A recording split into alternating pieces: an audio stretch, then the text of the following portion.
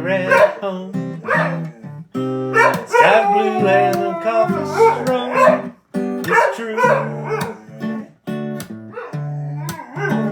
And I open my eyes to a dream realized in front of me.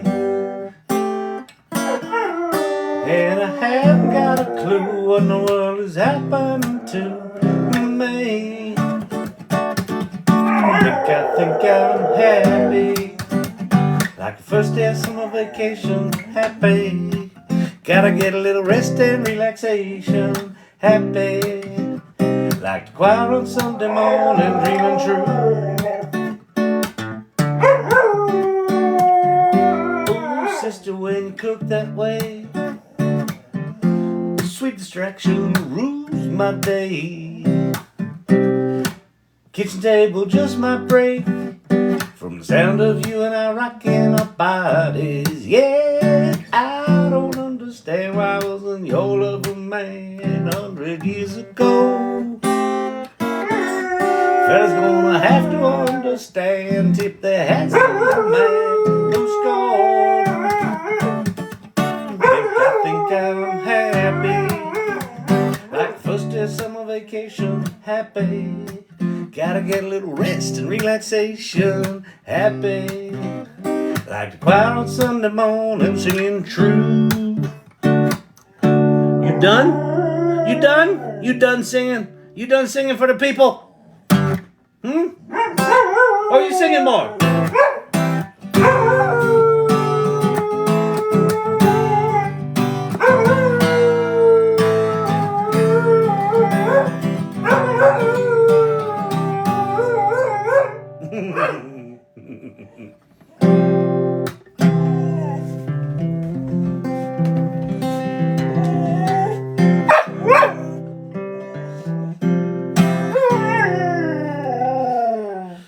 Through a blue telescope, looking at the world tonight. Through a blue telescope, I wish I might not see what I see. Seek better on sheets of ice.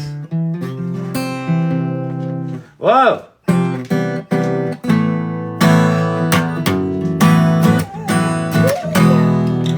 All right, buddy. You go lay down. The people wait. Yeah, I was early. I came early. 5 minutes early. I got bored. The dog started singing. I'm like, I can't stop this.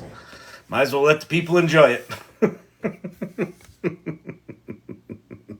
Emilio's wife is going to be very upset. She tries to make it on time. This is going to throw... Oh, she's here. She's on time. She's early. Wow, that's something. All right. Happy Friday night, everybody. It's Xmas weekend. And I got no plans. I don't know what I'm going to talk about. But that's all right. That's how we do it here. We wing it. Evening Irregulars present Turtles, Llamas, Hedgehogs. Unleash the zoo. Maybe that's the new saying. Unleash the zoo. Unleash the zoo. Carry on, brother. Carry on, Pip Pip. Cheerio.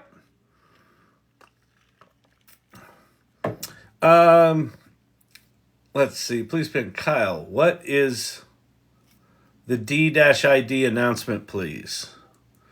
All right, I can show you that. It was, it is. They released a new product. Or I don't know if they released it. They sneak peeked it, and then if you were on the announcement, you got access to it. It's called Personalized Video.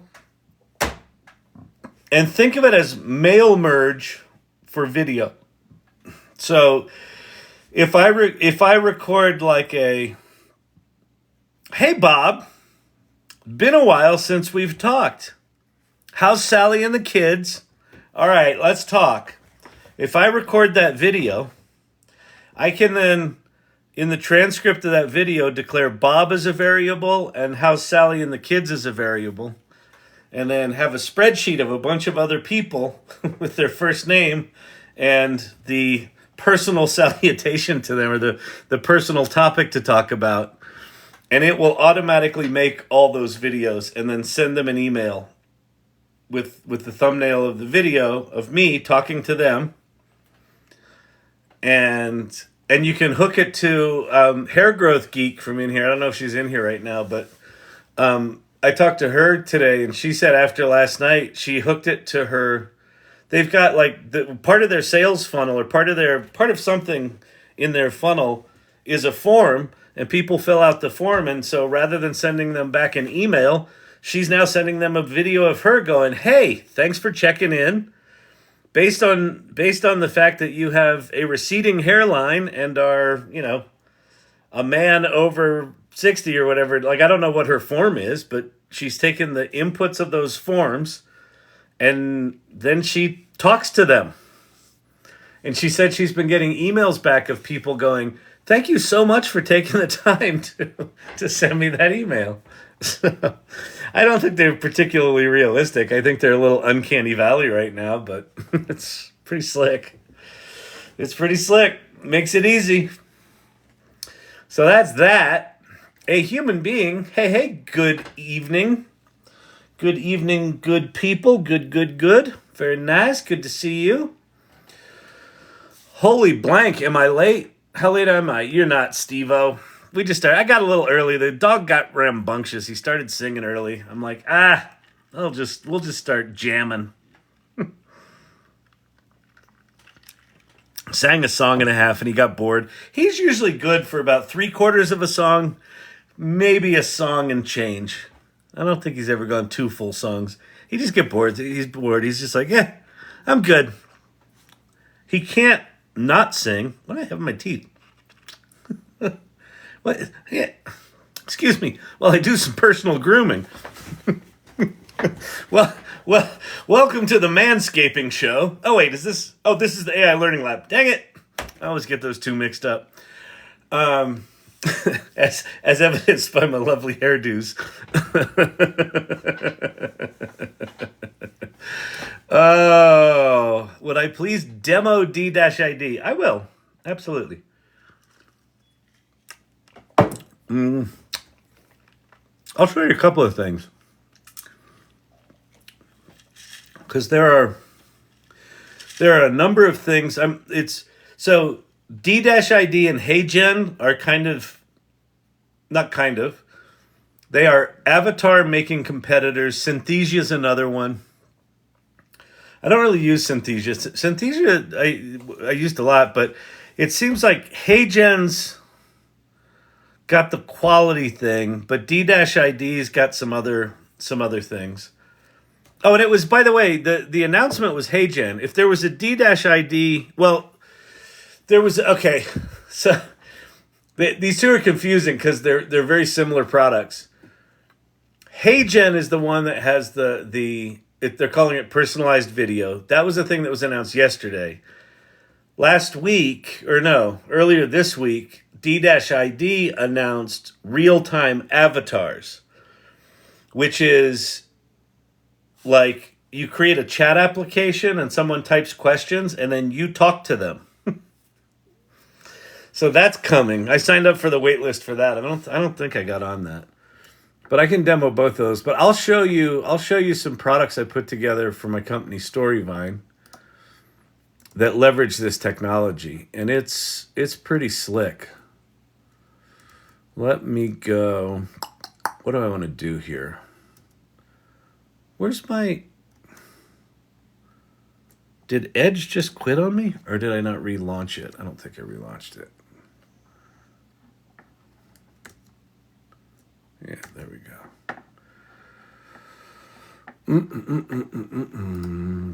46 tabs. Restore all tabs. Yes, I am a tab hoarder.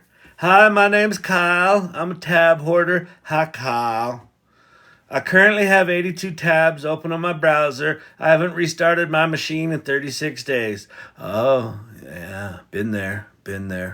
Curious, Kyle. What are you drinking? Apple juice? In fact, you are correct. Ding, ding, ding, ding, ding. You can make money with ChatGPT. Fantastic, Digital Danny. You got it. A lovely cider with crushed ice, which I love the crushed ice in the apple cider. It's like a little Slurpee. Honest to God, I got the fucking emotional fucking reality of a 12-year-old.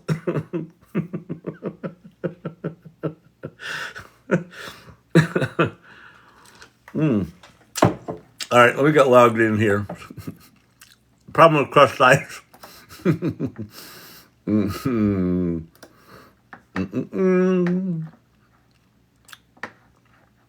Oh boy, I gotta do this.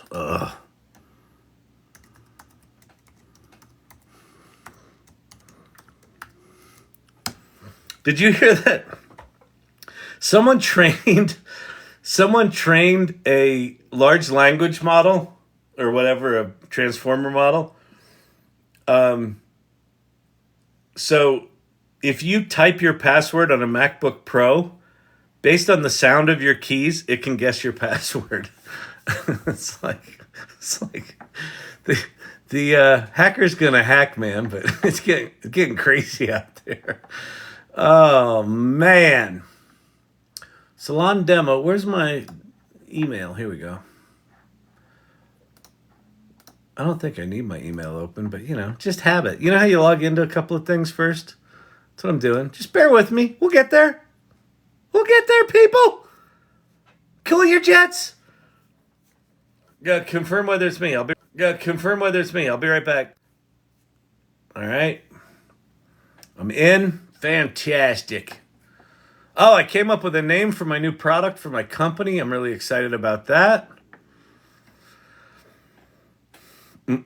Stay away from the coffee. Never. Look, double-fisted.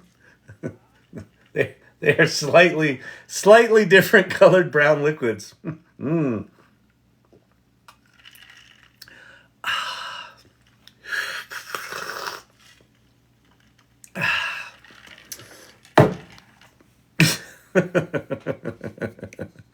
Silver Fox joined. What's up, Silver Fox? What's happening? She's silver and she's a fox. Yeah. Broody Hen. Yeah, I'd rather leave my tabs up than make a bookmark. Yeah. Because here's the deal with the tabs. You got to keep it there. It's having tabs open is just like saving that box full of shit from high school. You're eventually going to make that project you were going to in high school. You eventually will. Tabs are the same way. You will eventually go look at that article about quantum mechanics and the and the time-space continuum. You will. You'll eventually do it. Yes, I always have at least 3 different beverages around me. Exactly. I've got, and then this is I think 3 days old. So it's like if it's a day old, I'll drink it. But 3 days old, no, that's just dusty, stale water. So that'll sit there for a week or two. Tabs are my laptop's whiteboard. Exactly. And you know what's fucked up is you get You kind of know where the things are. You know there's a good tab like 3/4 of the way down. And so you just look for the colored tab. And then if you accidentally close something or go to a different page, it totally fucks you up because you're like, I know it's in here somewhere. And you could just type it in. But no. Oh my goodness. My goodness gracious. All right, so I'll demo some HeyGen stuff, some D-ID stuff, but I think what I'll do is I'll show you some of the things that I've built for Storyvine, including this new thing that we've built that is really cool, and we have a cool name for it now, so I'm excited about that. I'm trying to think if I should share it or not. The name. I think I'll hold on to the name because names are weird, but I like it. All right. Is this it? Yep, that's it. Okay, that's that. check out Workana, or at least group tabs. You can figure it out. Well, here's my problem with group tabs, Pate, is that you have to maintain the groups. And so I end up with some groups that just end up being another hoarding of tabs, and then other groups I just change the sites, because I'm not diligent about changing tabs before I change the site that I'm on. I just like type shit in, and then it's group. I like group tabs a lot conceptually, but again, now that we have AI, someone needs to create the whole ADHD suite that just sort of learns your shit and goes, "I got you, buddy. We'll take care of this." The ones you haven't looked at in 3 weeks, we're just gonna go ahead and sneak those on out of there. If you need them back, we'll have them somewhere. And then we'll group some other things. We'll dynamically sort the important shit to the top. Something like that, and do that with all of my desktop. Apparently, someone did do that with desktop file management. I saw that someone just came up with a like 3 weeks ago, an AI that automatically sorts your desktop files. Perplexity wrote an outstanding complaint letter today. It now allows uploading the photos. Oh, that's awesome, Nancy. All right, I'll go check that out. I say this weekly. I gotta get into Perplexity, but I just don't. It's just it's not the kind of work I do. So,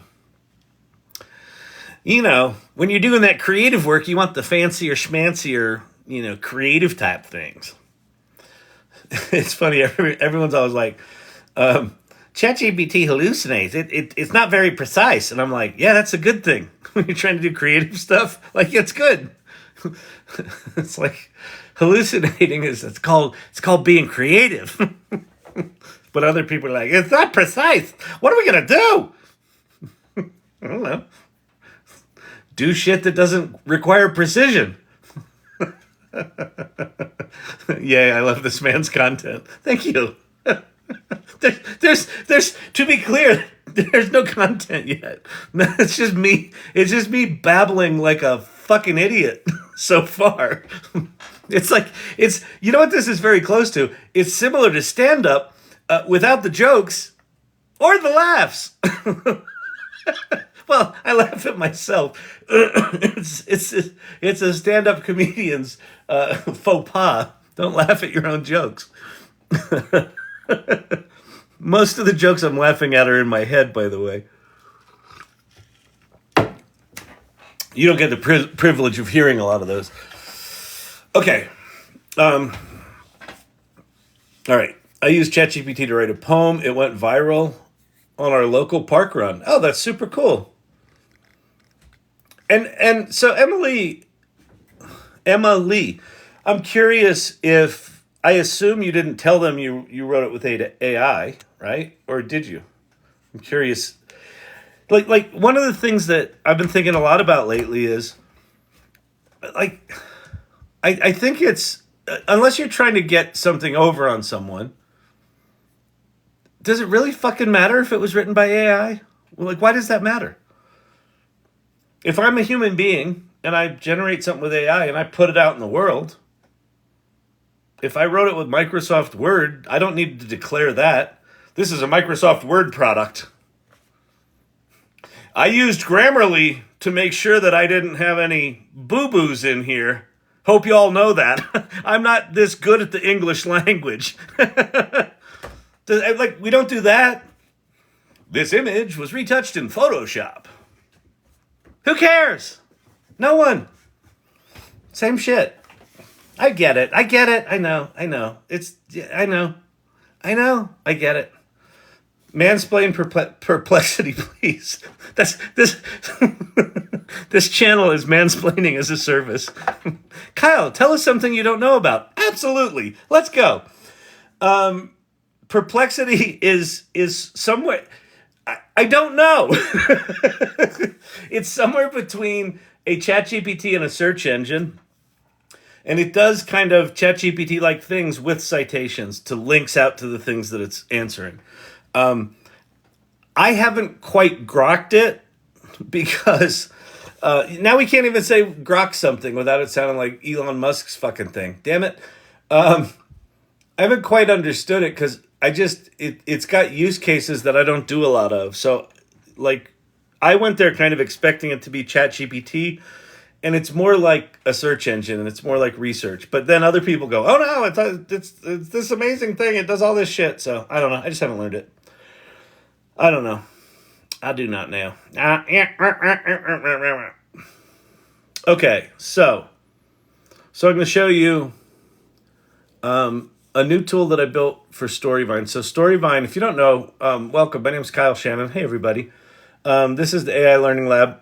We had some requests early on for me to demo D-ID and HeyGen, which are both kind of similar kind of tools. And I figured what I'd do first is I'd show you some of the new products that I'm building into my company. So my company, Storyvine, does automated video storytelling. Oddly enough, it doesn't use AI to do that automation. We've been around for 11 and a half years, and I've spent pretty much the last year like really just thinking about all of this shit I'm learning about with AI, and like, how do I just flush my current company down the toilet and start over? Do I just pretend that these are two separate things and never the twain shall meet? Or do I find a way to integrate them? And it's taken me a year, but in the past 2 weeks I've figured it out, and I'm really excited about it. So I'm going to show you some of that, and then I'll show you how I did some of the sexier DID and HeyGen stuff, which I'll show you. But even the thing I'm about to show you is pretty sexy. It's relatively straightforward tech, but it's just magical. So let's go. Let's do this, people. D-ID, yes. All right, we will do that. Fantastic. We love this implementation group master Salon AI. Fantastic, Bob. I was wondering. You could make money with ChatGPT. D. You know what's funny? No, Kyle, what? Please, for the love of God, say something.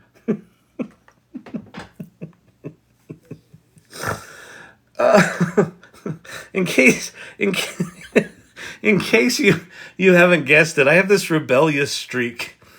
And there's a part of me right now that's just like, just keep talking. Never demo anything. Just keep saying you're about to start, but never do it.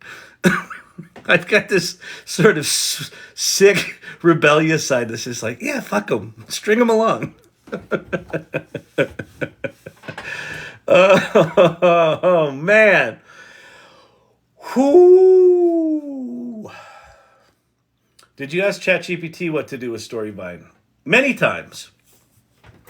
In fact, I asked ChatGPT, I did a whole naming thing today with ChatGPT, and then I came up with 2 or 3 different names. No, yeah, 3 different names that I sent to my co-founder. And then she called me back and said, "Well, that's not how we do branding. We got a brand framework. Let's go do that." So I was like, "Oh yeah, that." Back to the rebel side. She goes, "You know our naming strategy, right?" I was like, "I make shit up and then hope you like it." Pathological demanded avoidance. Exactly, Cam.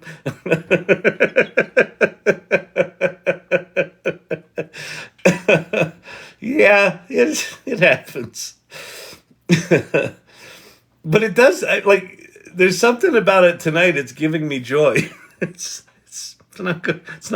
It's not nice. Uh, it's entertaining me, which is, it's got to be driving you guys fucking crazy, but we'll get there. We will get there. I promisely. I got Grammarly on the brain. Yeah. So, heard a tech futurist predict we're sitting on 14 tech transformations bigger than the internet. That's probably about right. I think generative AI. I think generative AI is the gateway to I'm calling it the Great Renaissance, but I think it's the gateway to like just an insane explosion in creativity, in scientific breakthroughs, and medical breakthroughs, and just big problem solving. Potentially political breakthroughs if we can get out of our own way, but I don't. I think we are demonstrating quite clearly we can't do that. So we'll just let that one be a lost cause for a bit. We'll wait for Lunashtick to Lunashtick and Alexander Hamilton to team up and go fix some shit. I can remember when PDA was personal digital assistants. That's really funny. Oh,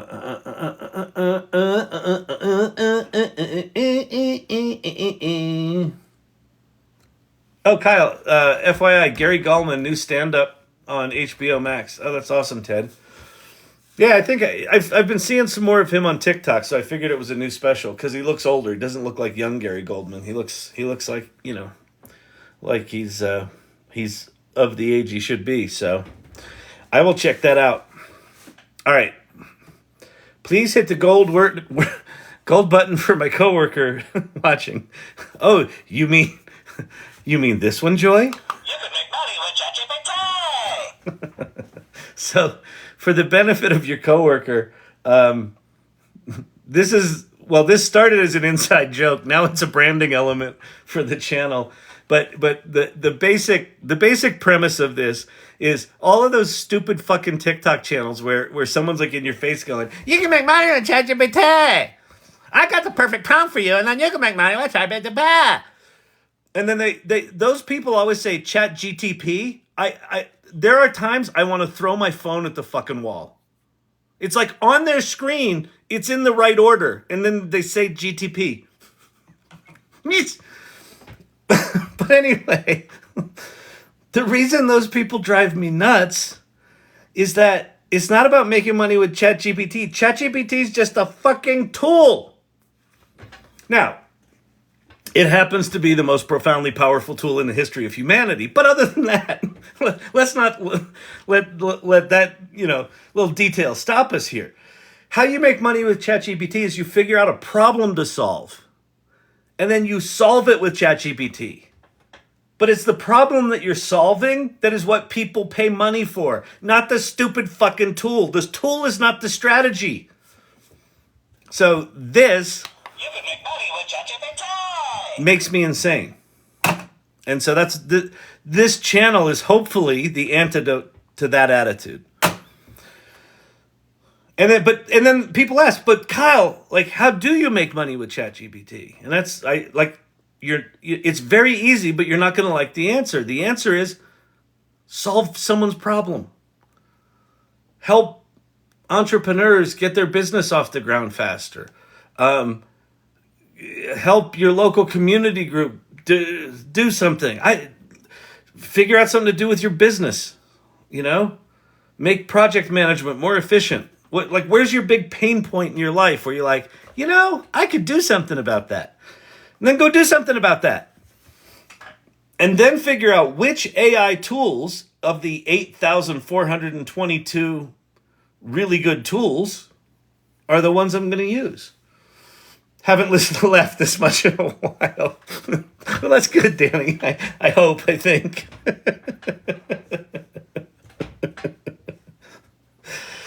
Oh, those fucking idiots. There's this one dude.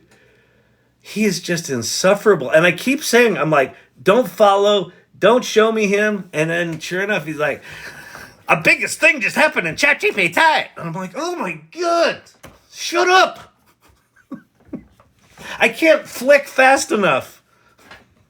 I've strained my like 3 muscles in my hand trying to flick past this guy. They keep showing him to me.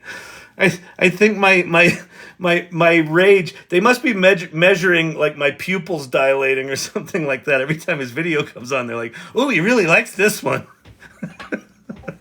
His face turned a different color. Let's show him more of that. Son of a bitches. Whoo! All right. any word on the OpenAI store yet beyond after the new year? Of course, no. There was a rumor that it was going to be out this week, but I didn't think that was going to happen. When they fired Sam Altman, I think that gummed up the works for a lot of things, including ye old ChatGPT store. I'm going to go, Lunastick, is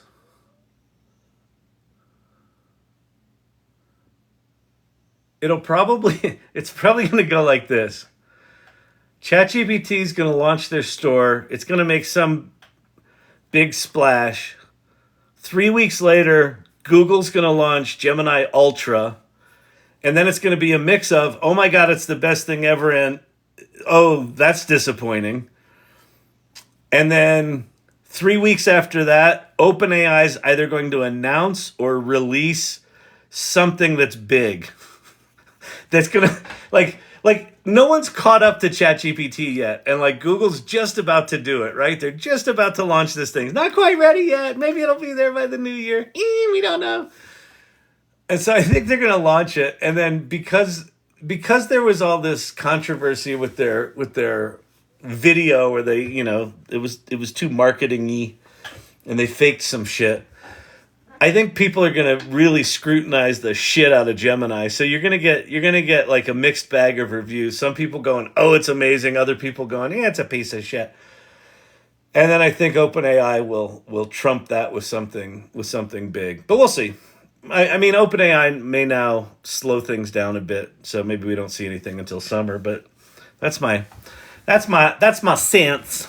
Okay, so let me show you this thing. So, like I said, my company Storyvine, it's a video storytelling platform. We do a lot of work in healthcare and pharma, and so we create a template for a specific story, and then we've got this app, the Storyvine app, that guides someone step by step through telling their story. So think of it like karaoke for storytelling. There's a little dotted outline, put your head here in the frame, and then introduce yourself. Talk about what it was like to be diagnosed with that horrible disease. Talk about how you're treating it. Talk about your hopes and dreams for the future. And so people answer those questions. That goes up to the cloud, and then 5 minutes later, you've got this fully edited video. Okay? Powerful platform. We're really trusted in the pharma space in particular because we can make authentic, true user-generated content professional enough and predictable enough that we can get it through regulatory approval. So it's slick. It's a good thing. But in the end, what you get out of it is just a video. And so you have to know what to do with that video. And you have to, have a video strategy and a strategy for where you're going to put it. And then maybe your agency is going to leverage those assets and things like that. And so what you're looking at here has been a year in the making, where I've been thinking about this all year and sort of dicking around with little pieces of it, and we finally built it. So what we've got here is, once you've got that video, once you've got that narrative of someone authentically telling their story, how can we amplify that? So what you do is you go grab a vidya.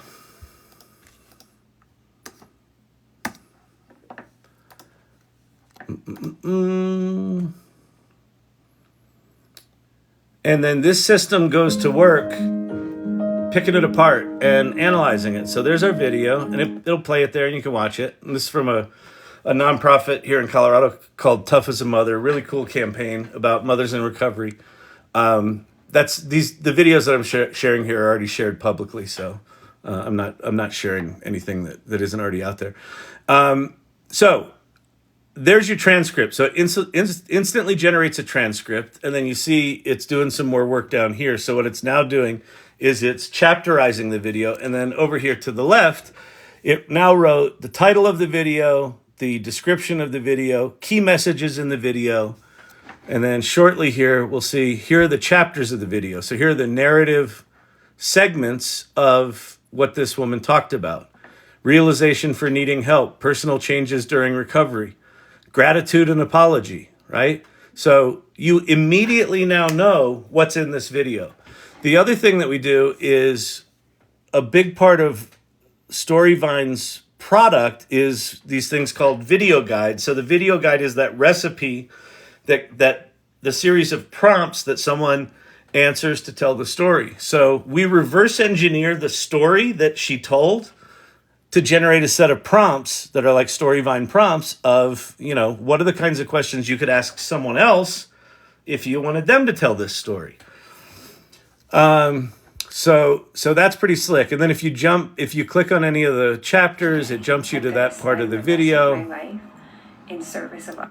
And so that's pretty slick. And then if we flip over here to the content generation tab and I say generate all, now it's going to take all of what the story's about from that first screen, and it's going to generate ancillary content from that.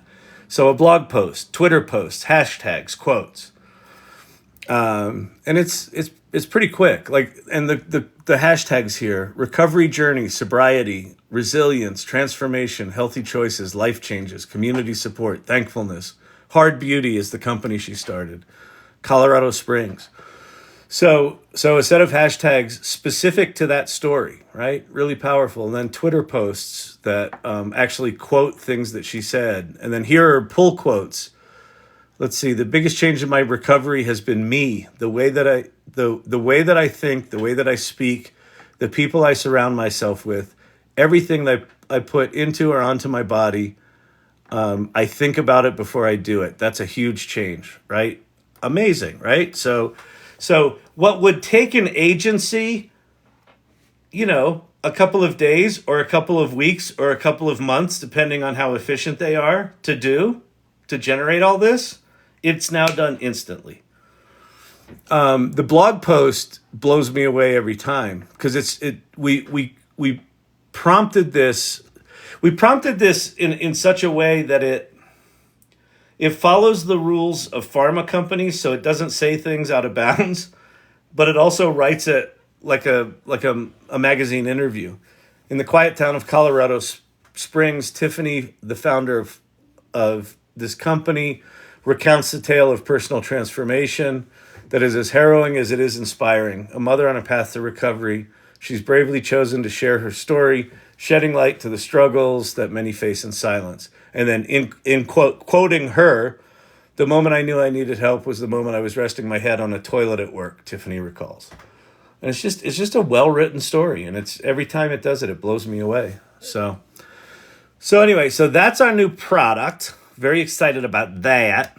And then this. Okay, so someone asked about HeyGen and D-ID, and they wanted to see demos of that. So let me show you the outputs. Let me show you some productized things that leverage some of that technology and some other technologies, but what this stuff makes possible now. So the Storyvine product is this modular, we capture stories in this modular way. So I can now take those modules, and this is a translation product that we've created. And I can start with the English segment. The biggest source of support living with rheumatoid arthritis has been speaking with other people about what they've gone through, reading a lot about the effects of rheumatoid arthritis. Luna Shtick, if you're not already, tap into the Florida market. That's a good thing. Everybody say, hey bear, or Share Bear. What's up, Share Bear? Welcome. Okay, so that's Ellen speaking English.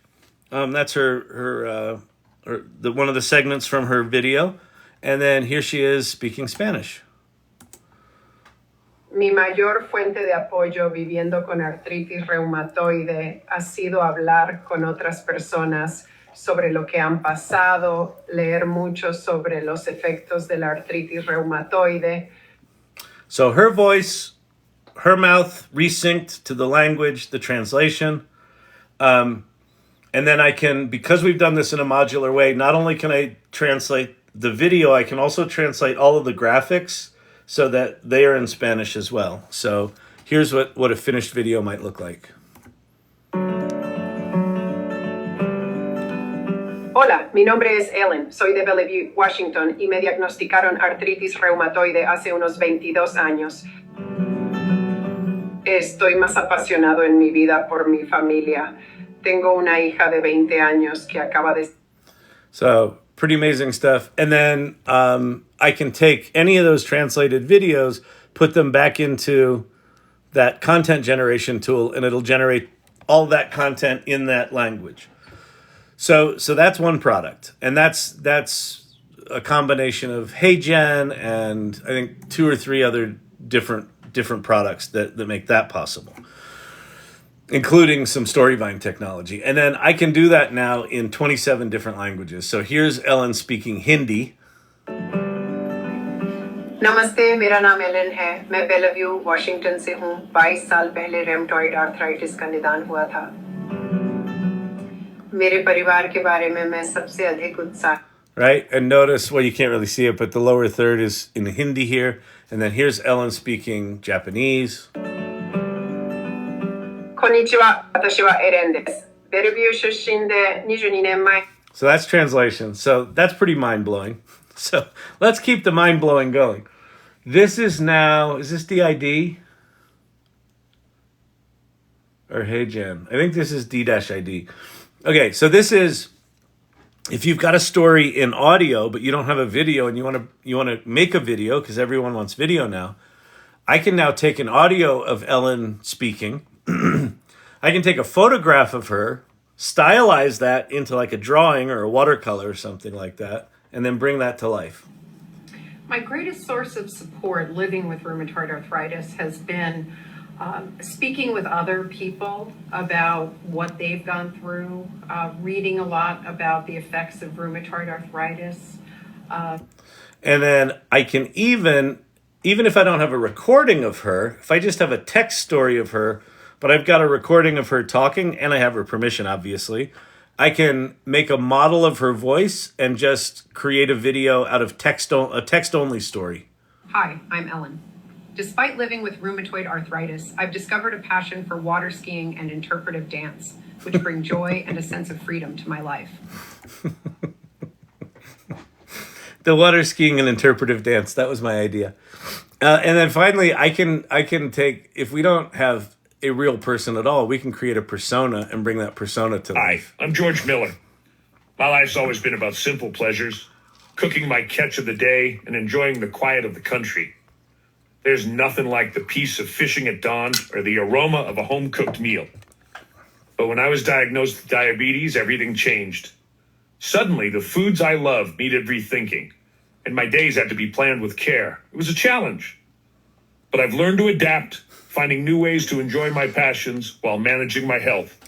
Life's different now, but no less rich. Emily, interpretive dance is my love language. I know. I wanted to put something that someone with rheumatoid arthritis at that age probably wouldn't do, or like interpretive dance she might do, but the water skiing. So water skiing and interpretive dance just seem like 2 activities that you would never hear. Kavruno, Kyle, this is a home run.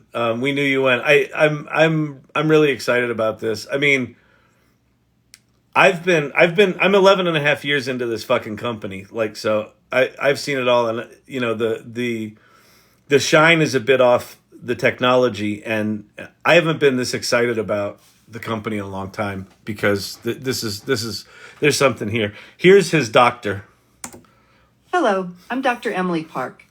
As an endocrinologist specializing in diabetes, my approach goes beyond traditional treatment.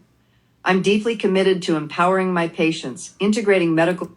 So the technology here, it's DID does the animation, but the audio is actually an 11 Labs tool called Speech to Speech. I actually recorded the audio for both of these guys. For George Miller, Big Fat Santa here, and Emily Park, I recorded the audio and then swapped out the voice. So the tech here is crazy. And you know, again, a year ago this really wasn't in the in the cards to do at you know, a commercial level. And it's there now. And it's pretty amazing. So, okay, so how do you do all this shit? That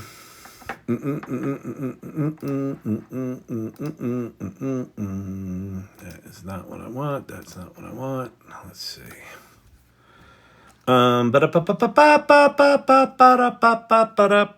We'll go to D-ID first. D-ID. And then let me run over to ChatGPT.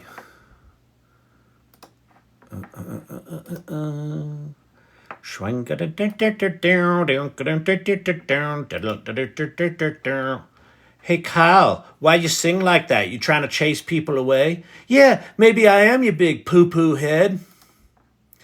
Dee. Oh, sir, yes, I was inquiring, was wondering, Mr. Shannon, it is Mr. Shannon, yes? Yes, I was wondering, sir, by chance, what are your qualifications? I'm sorry? Yes, I was just wondering. You seem to be on the channel here, acting very professorly, if I may. And, excuse me, I was just wondering, by chance, what are your qualifications? Oh dear sir, my goodness, I have none.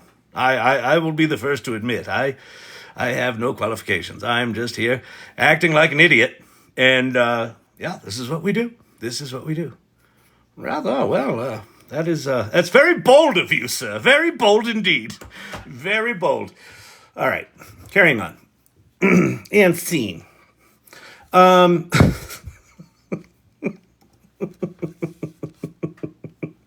Say hi to the family for me.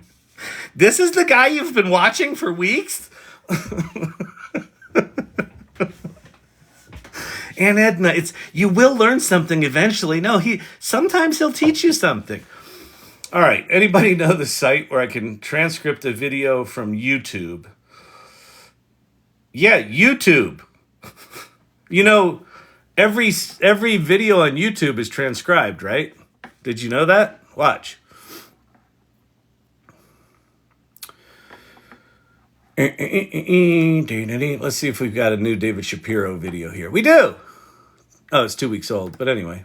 You should follow David Shapiro. My and yes, father I know. founded St. Jude Children's Research Hospital because he believed no child should die in the dawn of life. Marlo. In 1984.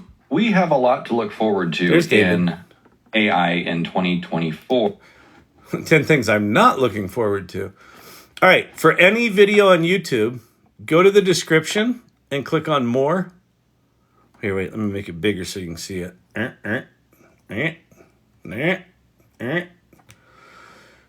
Click on more. And then somewhere in here, it says transcript. And you say show transcript. And then you just go copy it. And watch. You want to see something cool? Well, yeah, Kyle, that's why we're here, you dum-dum. I told you I have no qualifications. Thought I made that clear. Okay. Let's go to... Should we go to ChatGPT or let's go to Claude? I use Claude for this because I like how they handle. So I just copy. I don't know how long that video was. Wait, we can find out, can't we? Oh no, all right, we're already gone.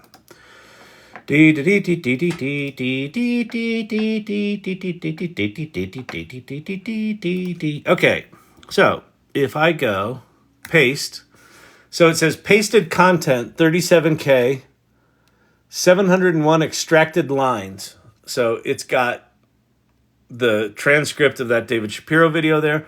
So I'm going to say, please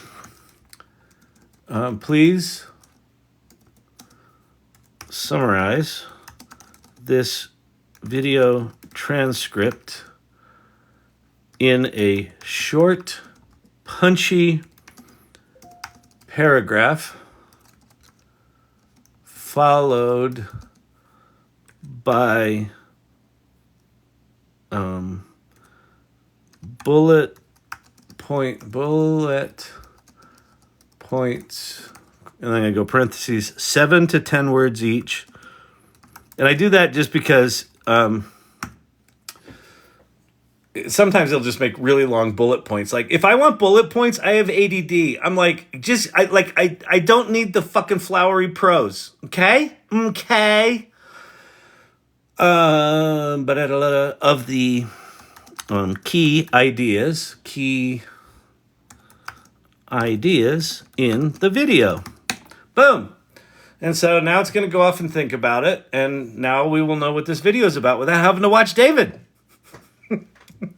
This is what's freaking people out. It's like, and here it is. Here's the summary. Elon Musk criticizes potential issues with AI in 2024. Well, it's not Elon Musk, but that's okay. He must have talked about Elon.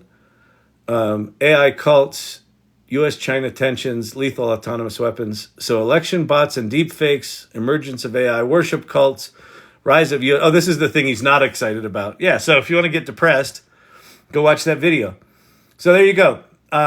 So yeah, that's the best way to get a YouTube transcript is from YouTube. Now, if you want to do it some other way, then you have to find YouTube downloading websites or YouTube downloading software, which is just a hornet's nest of malware and shitty sales funnels for you to buy people's shitty software to do stuff that you can do for free.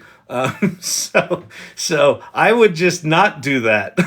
I'd just go to YouTube and grab the transcript. Okay, where were we? Where were we before I was so lovely interrupted? D-ID. Rather, carry on, pip, pip.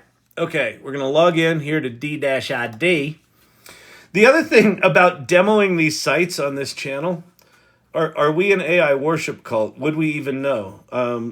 You would only know if you achieved level 33, which I think 16 members did last Thursday. Congratulations to them. They understand if this is a cult or not. No one else does. No, you shouldn't know. You should absolutely not know. No, this is not a cult. This is a TikTok channel. It's what this actually is more than a cult. It's more like AI Anonymous. It's a support group. It's like this is a group of weirdos. So to put in context where we are right now, 82% of Americans have not used ChatGPT. 82%. That means 18% have. Of the 18% that have, how many do you think have used it a lot? Not a lot. They've probably like, oh yeah, I used it. Yeah. I use ChatGPT. Yeah, I'm with one of the cool kids. No, so let's assume that it's less than half, right? So south of 10% of people, at least in America, have used this stuff. Even really know what it is. So this group, this channel, the people that hang out here, and then the AI Salon, which I'll talk about in a bit, are people who are. What's weird about this AI stuff is when you have your first Kevin McAllister moment, you're, oh my God, I didn't know I could do that. You really can't go back from it because it's not like. It's not like other software. It's like because it's a general purpose tool. It's called a large language model, right? ChatGPT is called a large language model. It was trained on as much of the public internet as they could get their hands on. So it's been trained on what human beings have put on the internet for the past 40 years, right? So you're actually interacting with the output of humanity, some percentage of it that's been stuck on the internet. And it's kind of like you instantly gain access to all of their knowledge. And so if you want to be good at coding, but you've never written a line of Python in your life, like I haven't, in 90 minutes, you can write a fully functional Python application. That was my aha moment with this stuff last December, probably about this time of year. I was sitting on the couch, Gabby was watching TV, and I was just dicking around with ChatGPT, and I was like, oh, this thing can probably, I heard it can code. I said, write me a line of Python. And it did. Or write me a script, whatever. And within 90 minutes, I'd written a fully functional application that had API calls in it to OpenAI. Like, it was insane. And so once you sort of get this stuff, you're like, oh my God, I got to tell people about it. And then you try to tell people about it, and they're like, well, you're a fucking crazy person. What are you talking about? What does it do? Well, it's like this box, and you type into it, and it can write a poem. And they're like, okay, there's been things that wrote poems before. No, but it's different. Oh, how's it different? Like, you can't So this channel and the AI Salon is where all us weirdos that are experimenting with this stuff right now can hang out together and share what we're learning. And the one thing that I talk about a lot in here is there are no experts in this. Like, there's people that have got more experience than others, but there are no experts, because if you were an expert at prompting 2 months ago, how you prompt today is completely different. And how you're going to prompt when Google's Gemini comes out, Gemini Ultra, that's a true multimodal interface that's got a lot more visual shit in it, is going to be completely different. So we're all figuring it out every day, all the time. It like, just this stuff keeps changing and morphing and getting better and getting different. Every time I log into one of these sites, they've changed the interface on it. So I can't find anything, or it's like they've added 6 new features. I'm like, holy shit. So anyway, okay, so this is D-ID. So these are a bunch of videos that I've made. Some of them you just watched on my little Storyvine thing, if you've been here for a bit. Here's like a little version of me doing... In a quiet little town where the grass kisses the sky, lives a 150-pound furball with a... So that was a little poem I had ChatGPT write. So let's go over to ChatGPT and have it write something. We'll say, write a short paragraph about how awesome it is to be hanging out with your friends on the weekend before Christmas. Aw, look, I'm getting all sentimental.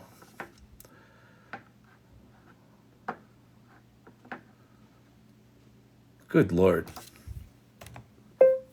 That's lovely, but too long. Can you make it shorter? This is one of the tricks in working with ChatGPT, is just tell it what you want. If you don't like what it did, go, no, that's bad, do it again. You don't need to be mean to it, but you can be. You can't be mean to Microsoft's version of this. It'll shut you down. I'm too smarmy for Microsoft. I don't think I could work there if I can't use their fucking chat engine. Okay, so let's see. Here we go. Okay, so we're going to create a new one of these things. So how you do this here is you can use an image you created. So these were images I created in DALL-E 3. They've also got some images, they give you, so you can use their images. But it really doesn't matter. Everything's a fucking upsell, isn't it?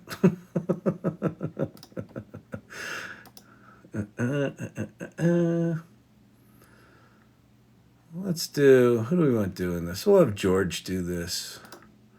All right, George is going to do this. So I'm going to go over here. What's this? Can I get rid of that? Yeah. I'm going to paste in my script. So there's my little script. You're using a premium voice. Okay. And then you basically pick your voice. So I can do New Zealand, or let's see. Do we have Australian here? English, Australia. So I don't know if we got Drew or Steve-O in here, but let's go listen to some of the Aussie dudes. Spending the weekend before Christmas with friends is a...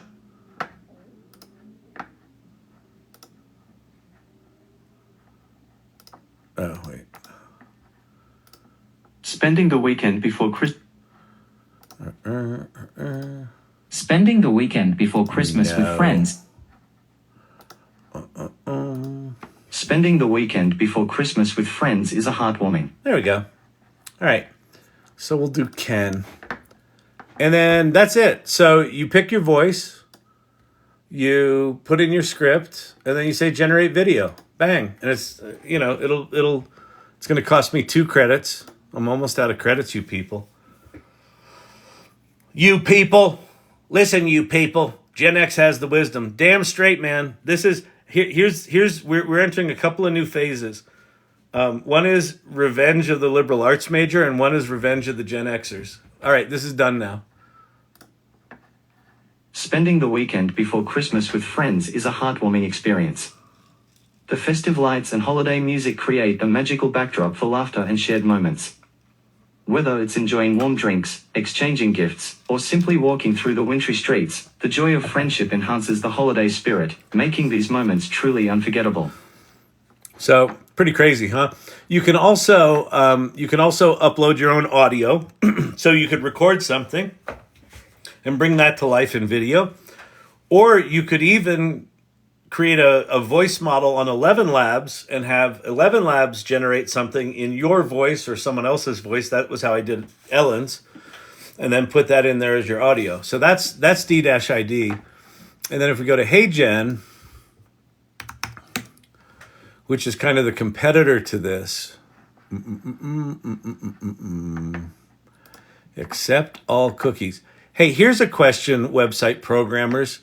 Why do you ask me if I accept the cookies every fucking time I go to the site? Can't you write a cookie about that I said yes to cookies?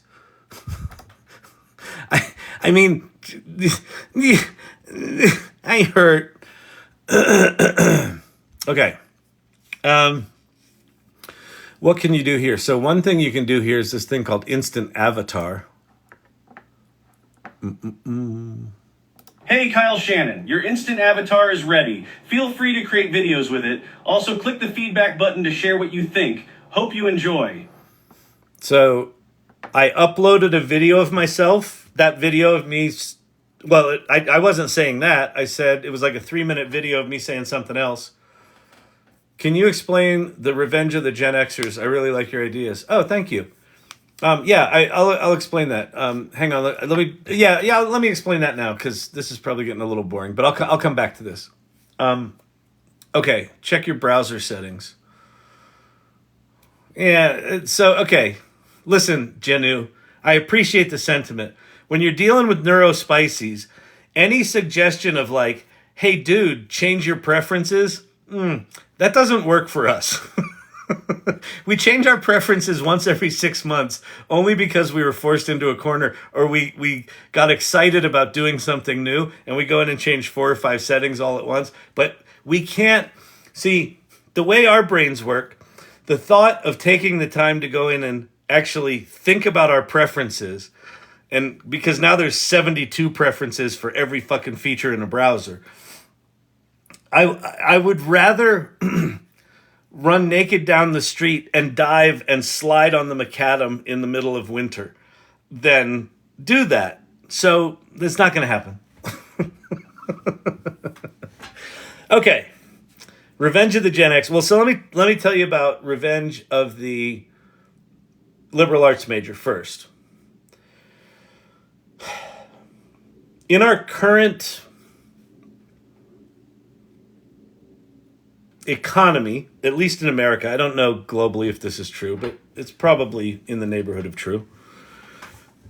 Specialization is rewarded, right? So specialist physicians make more than general docs. You know, specialty scientists make the big bucks, right? You know, specialty.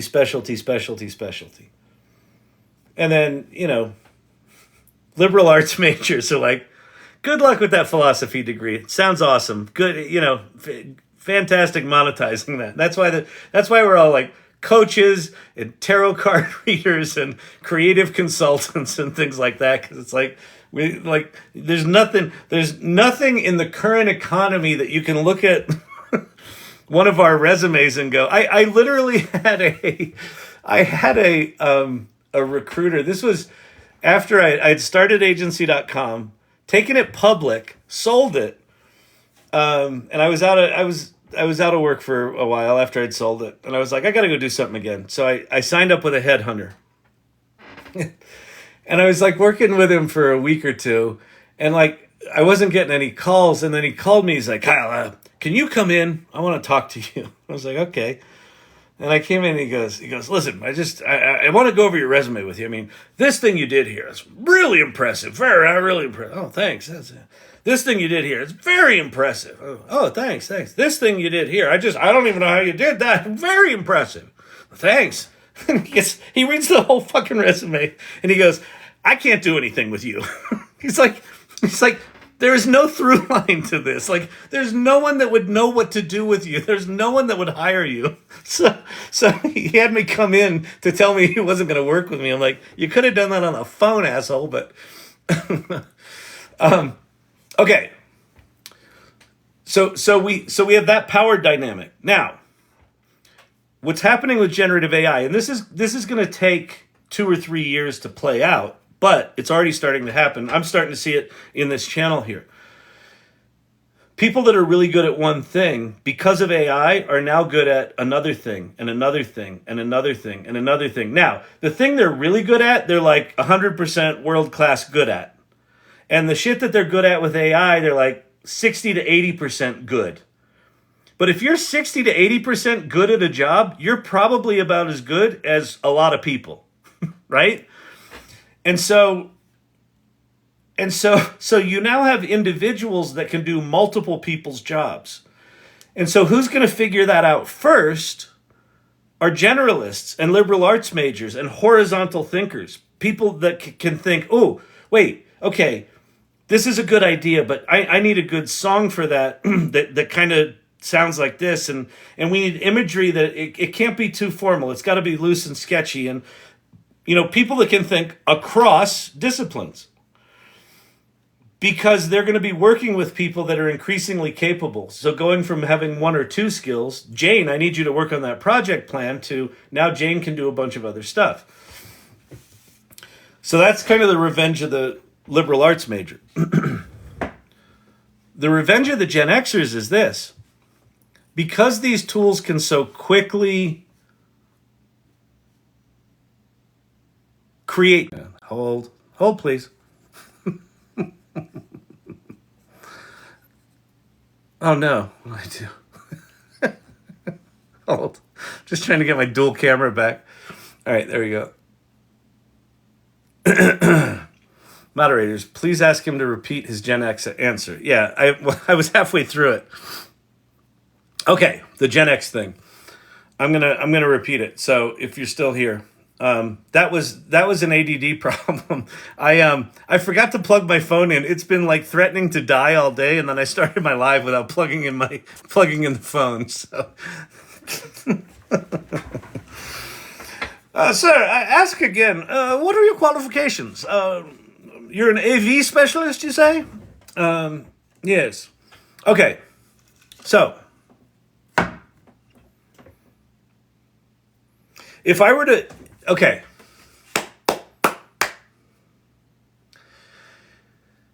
If I were to start a company a year ago,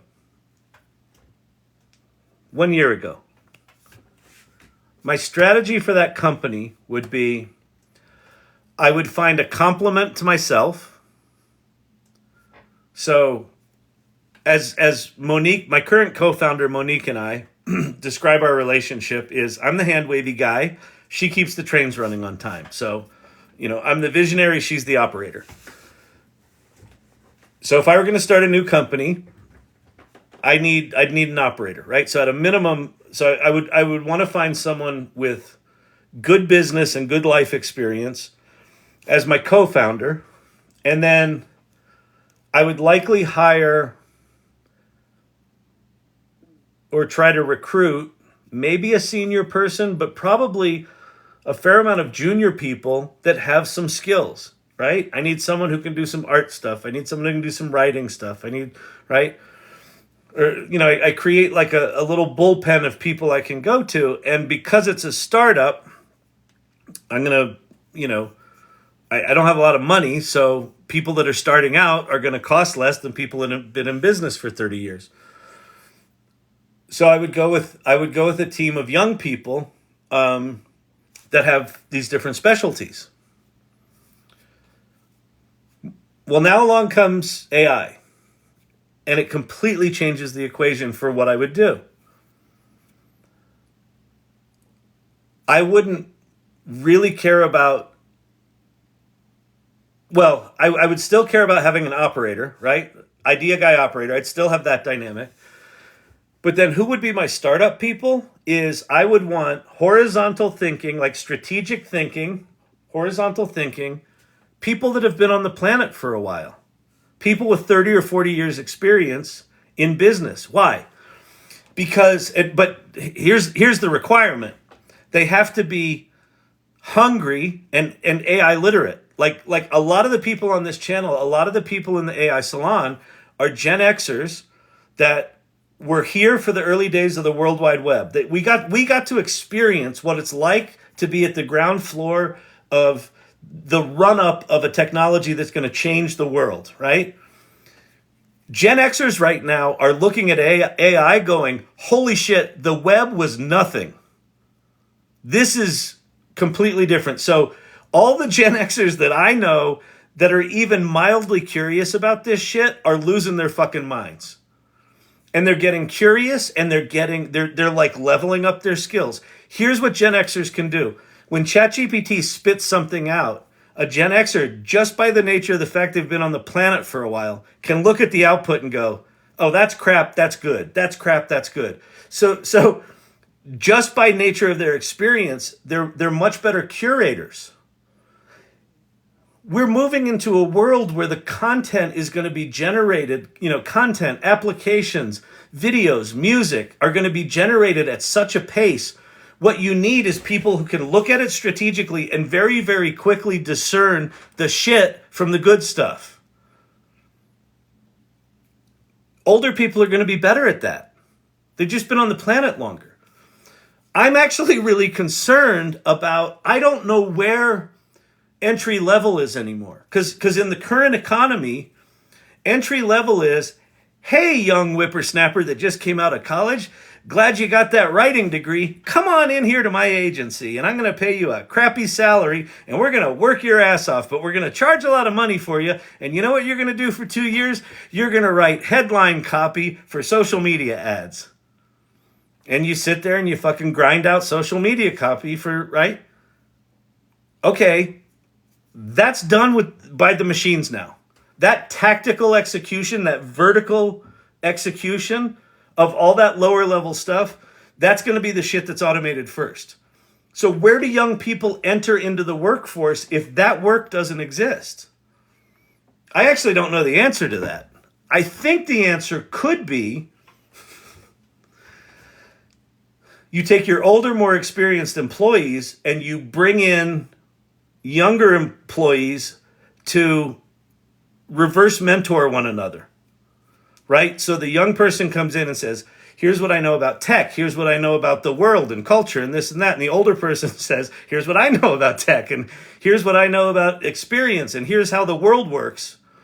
And so you could see these pairings of young and old people, but I don't think 3 years from now, how you enter the workforce is going to resemble what we do today at all. So that's my Gen X shtick is, yeah,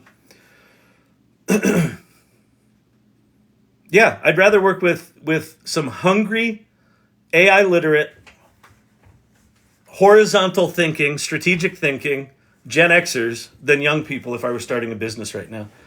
I think a batch of smart, motivated Gen Xers, like 5 of them, with kind of different brains and different ways of working that we're all AI literate, can start companies that are going to take down 50 and 100 person companies, like out of the gate.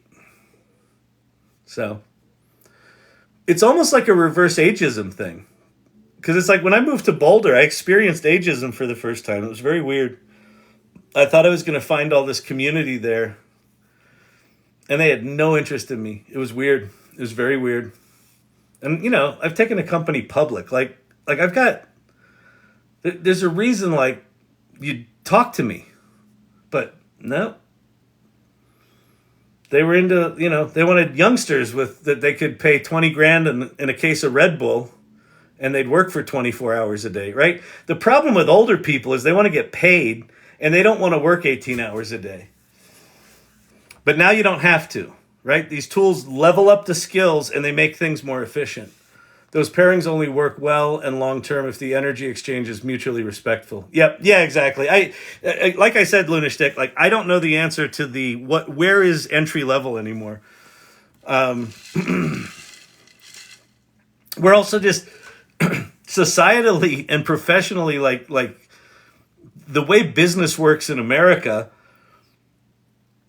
it's only companies that experiment with different models, like reverse mentorism and things like that. Like they tend to just be experiments that you read about in Fast Company, but it's not like part of our culture. So I don't think that's an obvious thing, but we're going to have to do something with the young people, right? We're going to have to do something with people, like how do we get them trained up? And if you are a young person on this channel, or if you know them or are parents of them, if a young person comes in and they're fucking all in on AI and they know this shit and they're hungry and they have energy for it and they're like, I can do this and I can do that and I can do this and I can do that, they're in. But if they come in like, well, this is what I learned in college and this is what I want to do, I don't. Show and tell, man. Okay, fine. Fine, Ted looks at life. Apparently, Ted wants to look at show and tell. Is this thing on? How do you run the TikTok? Hey, Sally. Yeah, listen. Hey, what do you do? Oh, those biscuits smell good. Yeah. What? No, I was just wondering, how do you run the TikTok? Do you turn it on? Do I see my face? Yeah? Yeah, I look good. What? Do you push the button? Is there words scrolling? Yeah, they say he's an idiot. Oh, it's on. So they can see me?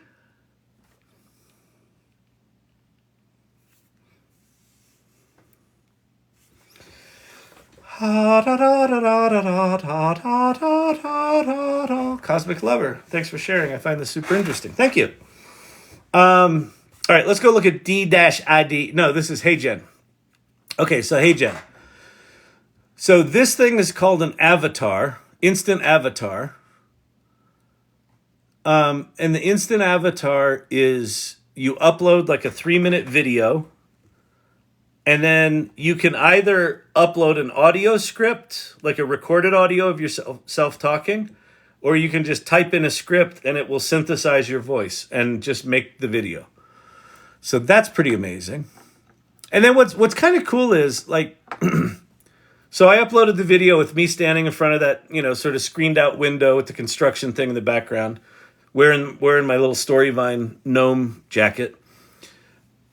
And when I make a video with this, like it's always going to be me wearing that clothing with that background, right? So if you want like you with a different background or a different outfit or even a different voice, like because I was thinking about doing these, like I could take some of my acting skills and do one like hey, it's Kyle Shannon with the AI Learning Lab, how you doing, do some fucking idiotic low version, and then hey, it's Kyle Shannon, how you doing today, and it will synthesize both versions of me, right? And so you could have, if you've got kind of different personas professionally, right? You've got the outbound sales persona. And now listen, ideally, you're just an authentic human being. But realistically, we've all got little different shticks we do here and there, right?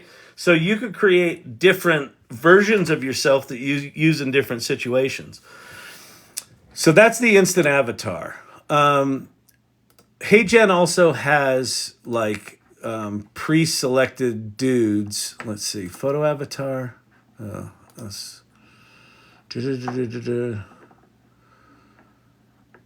It's kind of like D-ID. I don't know HeyGen as well. Oh yeah, like here are all the extra people you can select, right? So just like D-ID. Welcome to the new era of video creation with HeyGen. Simply type your script to get. But I'm going to go to labs. So labs. So there's 3 things here. Well, there's actually 4. So HeyGen now has a Canva app. So within Canva, you can use some of these virtual avatars. They've also got video translate. So I showed you some of that stuff before, right? So here's one. This was someone used a Storyvine free template that was a holiday greeting card. And so the original video here was this woman speaking German. So I put her in here and flipped her to, I had it translate her German into American English. And so here's that. Dear family, dear friends, dear colleagues, it is the second Advent, and we extend our heartfelt wishes to all of you for a joyous Christmas. So that's pretty trippy.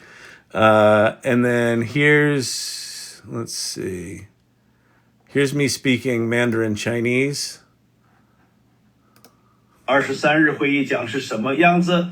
我将分享人工智能机器实现的。HeyGen is not free for now. I think HeyGen gives you 2 credits. So like with 2 credits, you could do 2-minute long videos. I think the 2 Italian videos I did were a credit each. So you can do 2 for free. But here's me speaking Italian. Clienti dicono che il contenuto modulare è importante, rendendo più efficiente la creazione dei contenuti. So that's that. So that's translation at HeyGen or at HeyGen Labs. And then personalized video. This one's a fucking trip. Boy, this made me want it. Yeah, all of this video stuff, unfortunately, like for consumer level stuff, is not cheap. Like HeyGen, I think is like $1 a minute.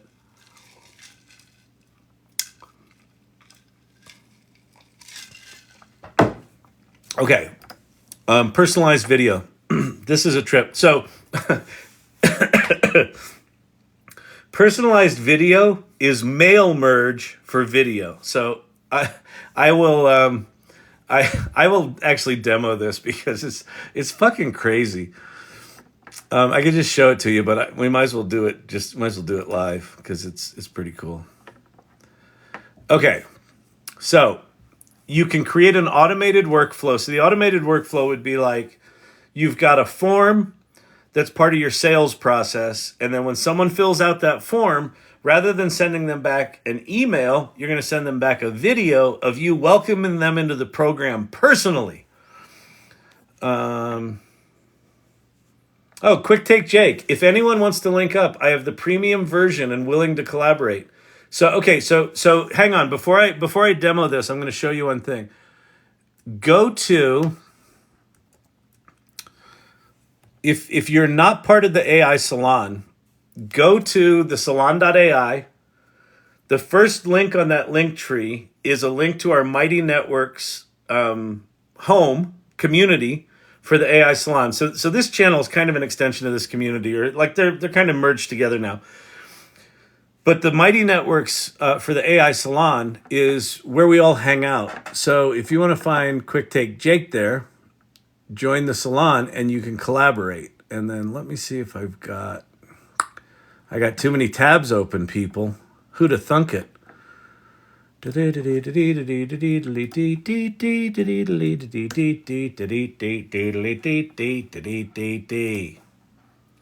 Sign in. Yes, accept the cookies.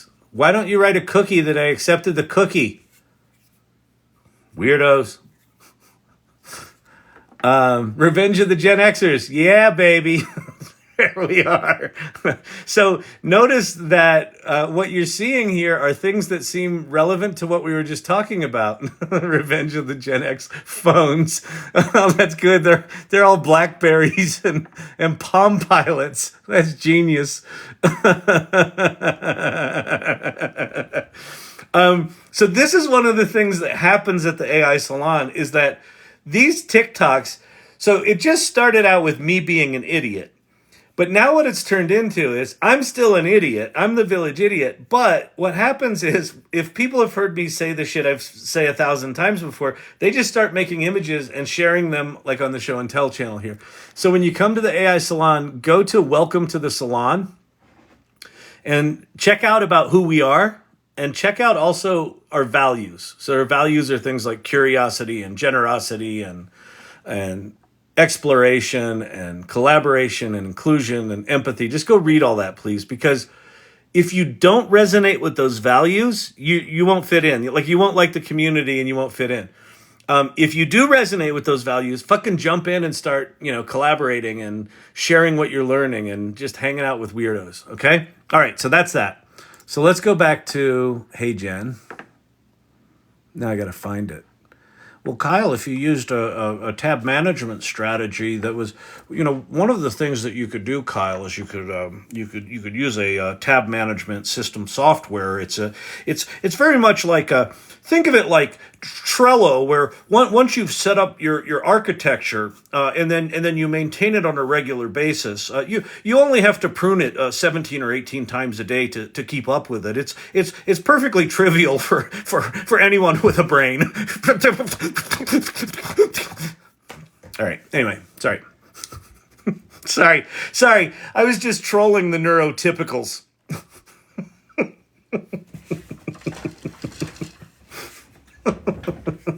Fucking weirdos. You know what the thing is with you neurotypicals? Us neurospicies think you're the weird ones. You with your prefrontal lobes actually functioning. You think it's cute. It's weird. It's weird. You don't actually have to think about getting up and going to a party. You fucking weirdos. All right. Okay. Sorry, ice. So, mail merge for video. So the way this is going to work is you could either hook this up to like a form in your sales funnel, or it could be a one-time campaign where you just upload a CSV file with a bunch of contact information. But you can also try out their little sample audience. So their little sample audience is Ryan, Justin, and Emma. Let's come up with better names here. We'll go Silver Fox. We're gonna take some irregulars down here. Silver Fox, Joker, and Luna Stick. Did I spell that right? I think so. Okay. So there's the people in our mailing list, and we're going to add a variable here. We're going to say fave food.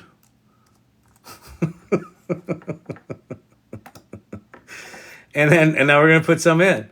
So let's see. Silver Fox, fave food, okra. And Joker, fave food is Skippy peanut butter. And Luna Stick, fave food, Kraft mac and cheese. Okay. So we don't exactly have foodies in the irregulars, but what are you going to do? Okay. So there's our little thing. Now we're going to go to next step. So now I'm going to record a video. So I'm going to, how did I do this the other day? I'm going to do it like that. I'll put that to the side. And then I'm going to turn on my mic and my camera. Ugh. All right, I'm back. Sorry. The Apple just tried to give me over to my phone over. Okay, so there's the thing. Okay, so wait, I gotta get my script down. It's called acting, people. An actor prepares, okay? I gotta get it together. I gotta get into character. All right.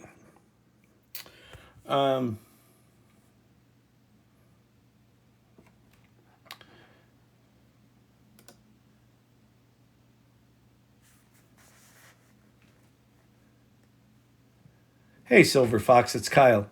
Remember last week when you were telling me that your favorite food was okra? That was funny. Anyway, hey, I was hoping you might buy a Storyvine subscription. Okay? Bye. All right. So, awesome message. Like the acting there, huh? Could you feel like I was like, I almost teared up. Okay. So we got a fantastic sales message. Definitely have Kraft mac and cheese. Because what? Oh, I didn't see the end of that. Dang it. This is weird. It's only weird, Silver Fox, because your favorite food is probably okra, and now you think I'm psychic or something. Definitely have Kraft mac and cheese, because one kid hates Annie's and the other one hates mine. Well, you got kids with taste. What can I tell you? Okay, so now check this out. This is intense. It's intense, but cool. So here's the silly video that I recorded, and then here's the transcript of it. Hey, Silver Fox, it's Kyle. Remember last week when you were telling me your favorite food was okra? That was funny. So I can now grab Silver Fox. I can say first name. That's our variable. And I can grab okra and say that's the favorite food variable. And now I say next step. I can customize the email that's going to go out with like my logo. Not psychic. I'm more like a stalker. Steve-O. Steve-O, you should have been one of these people. I missed my opportunity here. And then you say submit. And so now it's going to tell you how much it costs. Now, this is also interesting. So normally with HeyGen, it's like $1 a minute. So it's a credit. It's $1 per credit, and it's a credit per minute. Because you're doing mail merge here and you're doing a lot of these, they're like, oh, we probably can't charge $1 per minute for all of this shit. So what they're charging is 1/10 of a credit per variable per video. So in my little video here, I did name and favorite food as variables. So it's 0.2 credits times 3 videos is 0.6 credits, right? So it's 60 cents to do these 3 videos. So if you've got, a really sophisticated form and a sophisticated message, it might cost you $1 if you've got 10 of them in there, but decently reasonable. And then you submit this and failed to submit. Something is wrong. Try again. That's not good. I want to see my favorite food thing. Let's go back. Next step.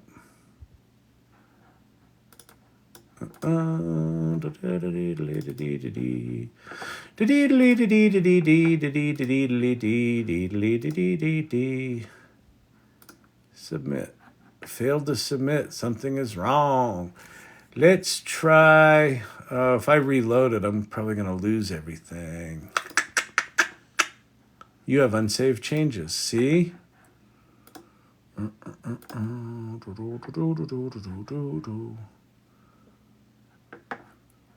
Next step.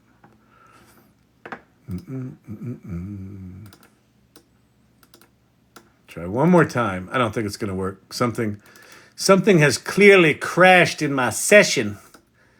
I got session issues, people. It's probably because I didn't accept their stupid fucking cookies. God. Frig 'em, rock 'em, suck 'em. Anyway, so I'll go show you one of the other ones I did. So here's me talking to Justin. Hey, Justin, how's it going? Hey, I was just sitting here thinking, you remember that time when talked about authentic storytelling at Digital Pharma East? Anyway, I was just thinking about you. I was thinking it might be... I missed a word there, obviously. My script was wrong, not HeyGen. Hey, Ryan, how's it going? Hey, I was just sitting here thinking, you remember that time when we went fishing in the middle of November? Anyway, I was just thinking about you. I was thinking it might be good for us to catch up. Hope. And it's a little uncanny valley. It's a little sort of stilted kind of talk. Hey, Emma. But I'm also, I'm super animated, and it's kind of monotone in how it delivers shit.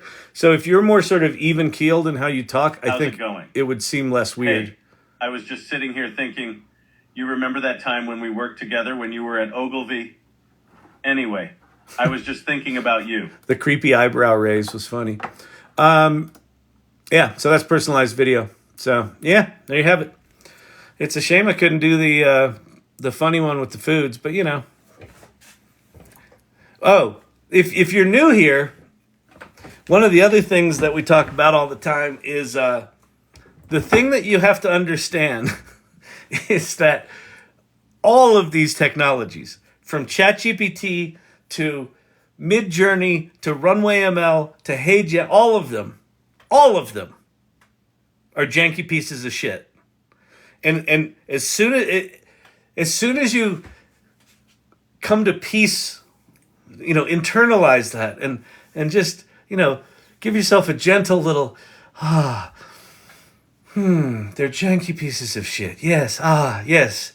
That makes it better. Don't expect them to be perfect. Like, there is not an AI tool out there right now that can get you to 100% of what you think is good.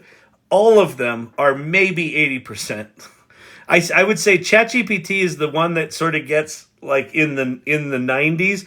It's kind of like if you ever watch that Dave Portnoy guy, the guy from Barstool Sports that does the pizza reviews. He's like high 7s is good, right? And if a pizza's in the 8s, like that's really good. Rarely does it get in the 9s.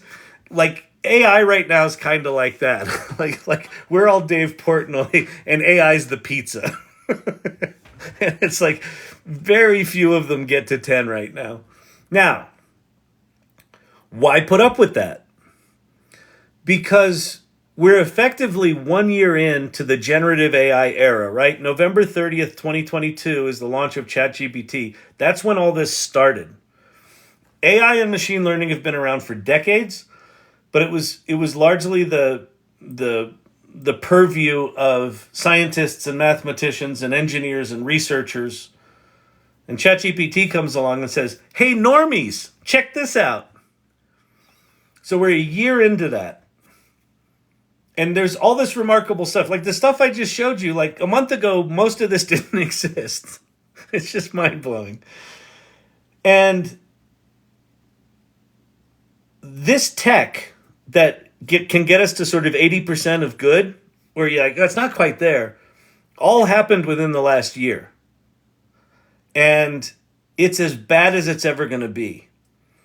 And it's moving really fast. So 2024 is going to make 2023 look like we were playing fucking marbles. Like it's gonna be insane. This stuff's going to get better fast. Like dramatically better fast. All of it. The music generation stuff, the video generation stuff, the Midjourney version 6 that just came out, the coherence that's happening within the sort of like the prompt accuracy within Midjourney 6 that I'm seeing examples of right now, it's crazy good. DALL-E's going to catch up to that. Like they're just going to keep one-upping each other. All of these companies. And we're just now starting to see the massive investment that got dumped into AI starting essentially in January, February of 2023 is when everyone sort of turned all of their focus and all of the money toward AI because of ChatGPT, which got to 100 million users in 6 weeks. They launched on November 30th, and by mid-January, they had 100 million users. Fastest adoption of technology in history. And because of that, Google freaked out and brought back Larry Page and Sergey Brin and said, boys, could you come back? It's serious this time. It's good. It's just existential business model threats. It's other than that, is it warm in here? We're good, right? And then when Google did that, everyone else went, wait, what? Oh, shit. Meta was like, we got AI too. Here, have our model. You can have it for free, just for research. And then till the summer, and they're like, you can have our sexier model, and you can do that commercially now. People lost their fucking minds in 2023. We're just now starting to see the dividends of all that investment. Okay, Sabrina King. I love AI, but everyone I know hates it. Giving my family AI picks for Christmas. Oh, that's good. Okay, I thought you were seeing that as a stopper from you not doing it. No, you're doing it with glee. Good. Give them AI picks for Christmas. Absolutely. Troll them. Because here's what happens, Sabrina. Your friends, your family, your co-workers that think you're a weirdo right now, promise this. I see it nightly in here. I promise you, 3 months from now, 4 months from now, Hey, Sabrina. I know I said you were kind of a dum-dum for playing with all that AI stuff, but listen, George just got laid off from his job, and they said it was about AI, and then I'm a copywriter, and should I be worried? Could you help me? How do you use ChatGPT? Or it will be the CEO of your company. Hey, Sabrina, listen, I know we have a policy here where we can't use ChatGPT, but all of our competitors are doing it, and they're like undercutting our prices, and our customers are leaving us. Could you help me? I don't know why your CEO talks like that, but you know, that's your problem, Sabrina. Yeah, I know. So, and here's what I would say for the people in your life that are afraid of it or angry about it or things like that is have empathy for them. Like this is, I make a lot of fun of it because I don't know what else to do. Like this is a tsunami that is not only coming, it's here. It's just no one knows it's a tsunami yet. And they don't know it's here. And so they're afraid of it. And they're like, well, you know what we might do? We might pass laws against, waves over 10 feet. We think we're pretty sure that if we thought about building a wall, that was a good one. We thought about that. But you know what we thought is let's legislate our way out of this. We're going to pass a law that says any wave over 10 feet, not in this state. That'll work, right? It's gonna work, right? If we do the law thing, it's gonna, because it'll be illegal for it's a what? It's a 50-foot wave. Oh Lord, but we've got 3 or 4. It's here now. It's No, it's good. I'm good. I can. Am I moist? Thank you, Share Bear. I miss my Share Bear lights. Those are beautiful. Oh, good Lord. Yeah, that's where we are right now. So, you're home for the holidays. You're going to be sitting around the table arguing about politics. I think you should bring up AI. Oh, there goes Sabrina again, talking about her AI. Apparently she's a supercomputer genius now. Oh, that's a really pretty picture. Where did you get... Does Hallmark make pictures like... Oh, you made that with AI. Oh, my... Really? Sabrina, you've never had any talent for the pictures? What is this? You did this? You did this with AI? You know what? I don't understand any of that. I need another martini. I will be in the kitchen making myself a tall, stiff martini. You know I like them dirty. I'm dirty. You know what I mean? Oh, don't take me to Vegas. Yeah, fucking shake them up. Because this stuff's coming whether they want to deal with it or not. And the sooner you can get, Mom or cousin Sally or Buckethead Jeff to wake up, the sooner they're going to have their Kevin McAllister moment and they'll be like, oh, this is actually really exciting. Yeah. And they'll be early. And everyone will just at least, at a minimum, be better prepared for it.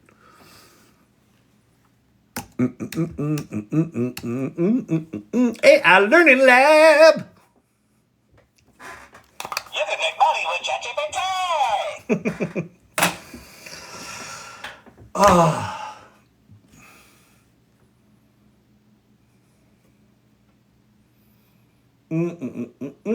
Let's go look at some comments. Let Sin City Sipper pick Aunt Sue's cocktail. That's good. I like it.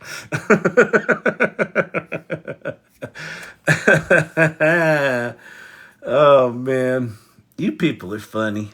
I like the crew in here. Y'all are funny. You're funny. You're all funny. I think it's cute. Aren't you just adorable? Bless your heart. Oh, you come in here with your questions. And you're asking about what's HeyGen. It's so cute. You just bless your heart. Decoherence, new version. Oh, good Lord, really? I can't learn more. Joker. What is it? App.decohere.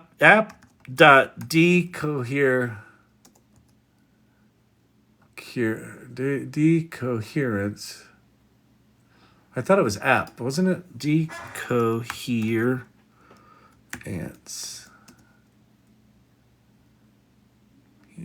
Ants.com.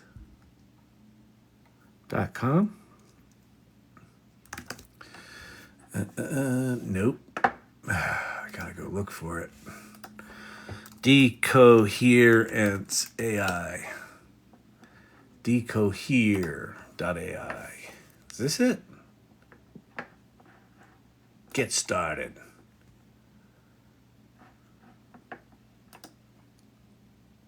Are they still requiring what was the, oh no, they're not. Okay.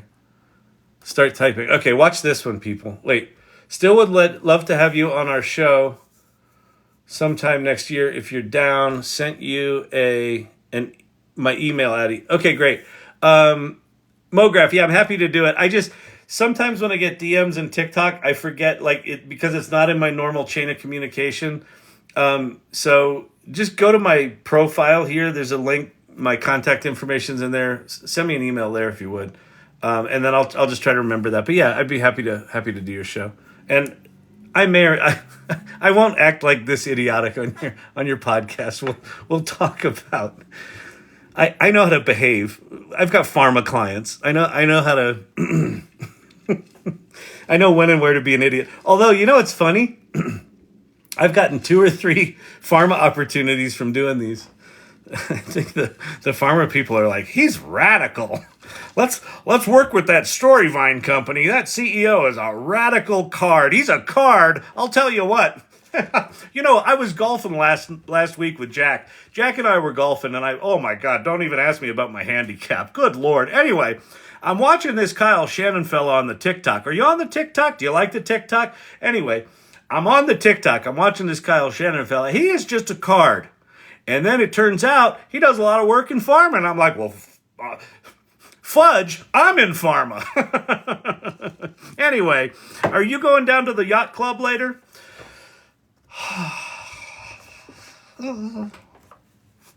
They're good people.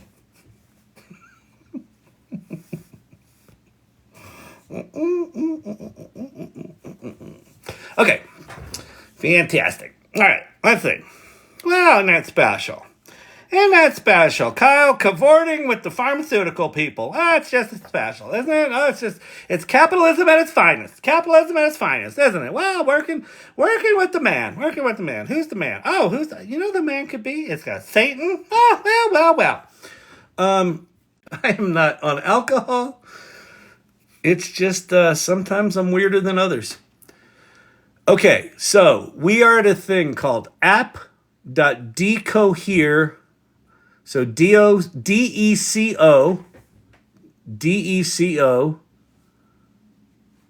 HERE, like here, .ai. And then you come in here, and so this is what's sitting underneath this is SDXL Turbo, which is as you type, it will start rendering an image. So we'll do 70s, 790. Ooh, that was cool. 790. That's cool. 790 Harley.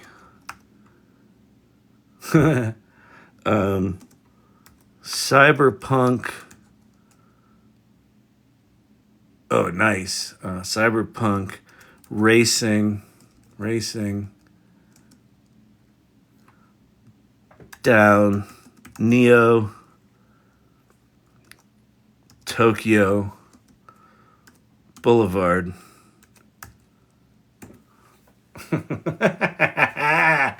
Yeah. So look at this thing. Isn't this crazy? So, okay. And like this is instant. Like all this stuff instantly generated. Like as I'm typing, instantly generated. And then I can do as an oil painting with large brush strokes.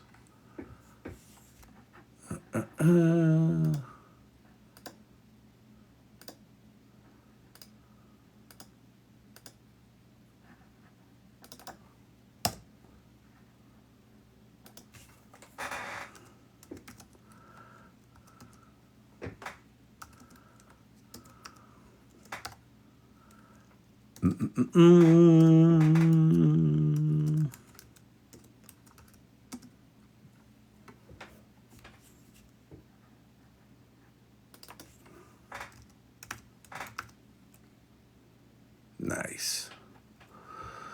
Nice. I like it. Oh, let's see. Let's do in blues and purples in the rain. Boom. I mean, so, oh, and then, by the way, this is just step one. Let's get something here that looks like it's got some action. That one's good there. So this little button here is generate video. So I can turn the motion up. We'll turn the motion up decent. Let's see. Generate video.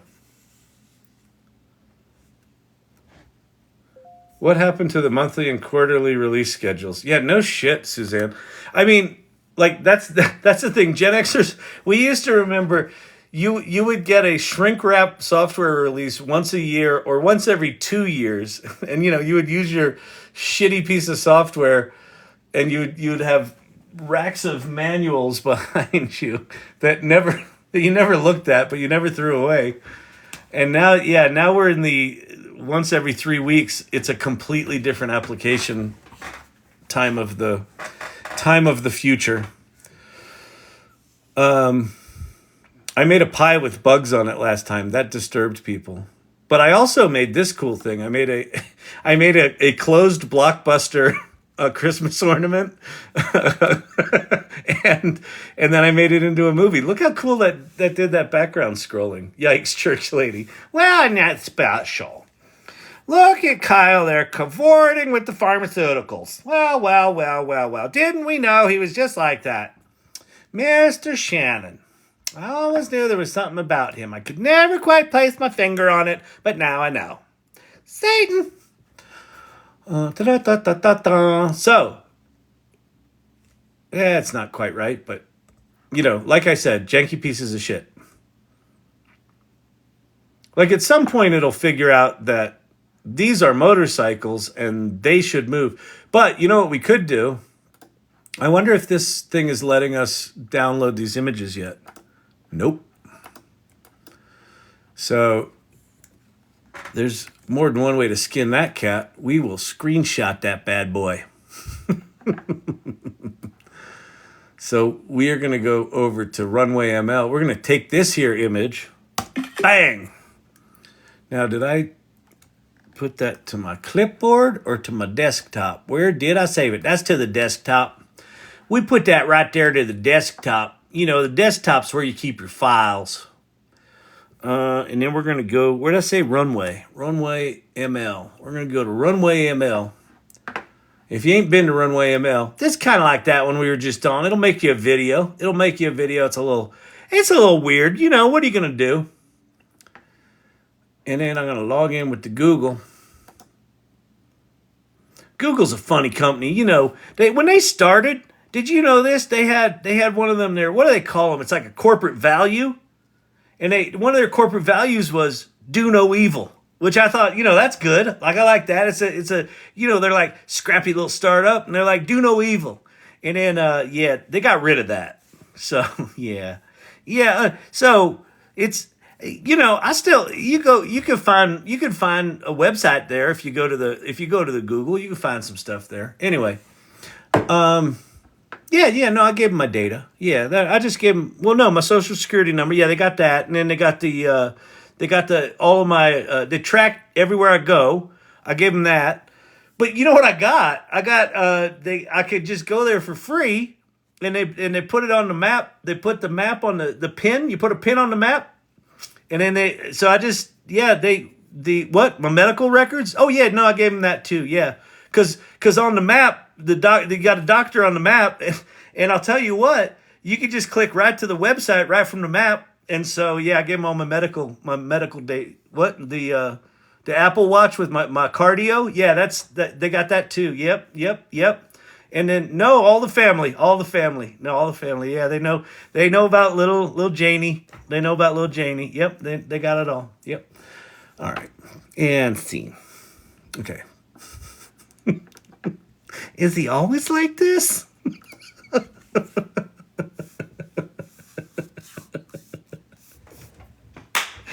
I so hope you're home with awkward relatives and they have stumbled onto this. All right, now we are over at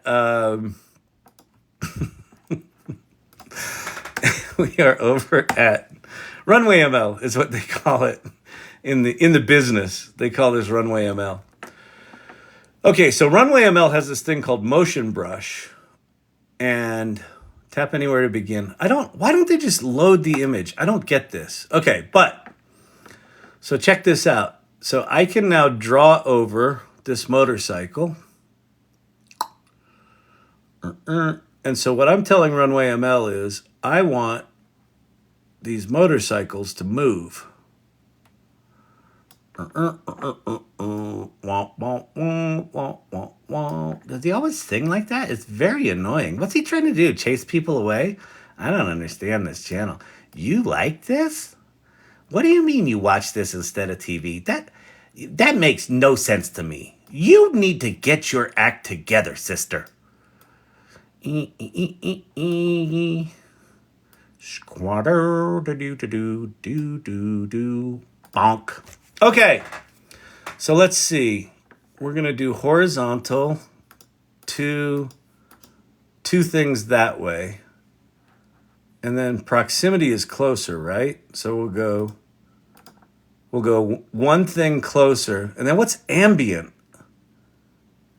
Ambient. What the fuck does that mean? Ambient noise. I guess that's randomness. We don't want randomness here. We want these things moving, right? Oh, look. Learn how to use Motion Brush with Runway Academy. Nice. Save. Okay. Generate. Boom. We're making videos. It's like we're in Hollywood. Runway ML. I use it a lot. Very cool. All right, let me see what people are saying here. It's got to just be an absolute shit show of trolls in here because I'm just acting like an idiot. So anyone who hasn't been here before is like, what is this channel? Descriptive engineering, please. I don't know what that means, Spike Jones. Me too, but I'm still doing my homework. Oh boy, his wire block or phone must have been not working.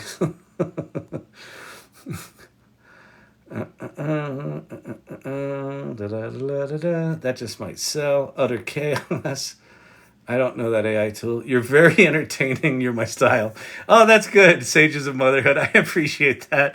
I assume at this point I am an acquired taste. So, if you get it, you get it. If you don't, you don't.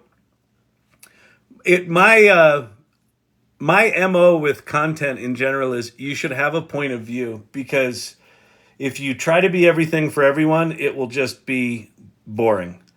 And so at a minimum, you might think I'm an idiot, but if you don't think I'm an idiot, cool. All right, let's see if Runway did any better with this image. Yeah, that's a little better. There's no spokes in the wheels. Like, it's not quite there. We don't quite have the motion, like, some sort of atmospheric shit in there. But that's not bad. And then the other thing that you can do with Runway is you can extend it for 4 seconds. And you can do that 4 times. So,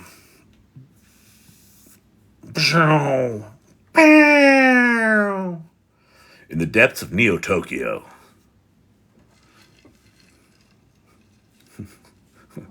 Spike and his gang of, I don't know, Don't be evil. I know.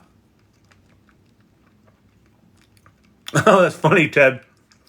Ted says it looks like an old electronic football game. So for the Gen Xers, remember those the vibrating metal football game with the little dudes that are like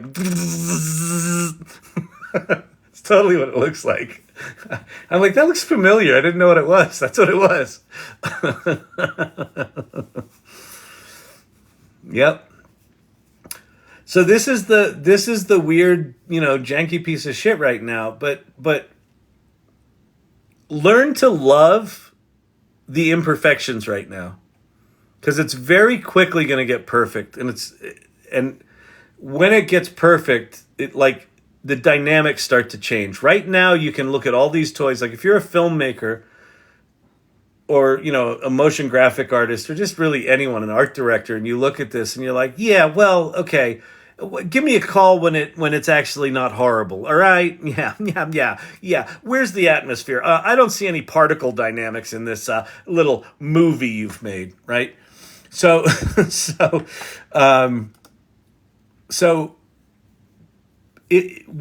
when these things get good, then all of a sudden things get way more serious. But I think we're going to also look back at this time and go, wow, man, remember when it was like, it was janky? Yeah, that was kind of cool because there was no, there were no stakes. Kyle After Dark with DNA. But I still can't find this one spreadsheet. It's I need it in my Google Drive. And that's the story of how ChatGPT got so smart. Oh, they just came out. Look to your very right. They just came out with a new tool. Who just came out with a new tool? Runway did? Sherry D?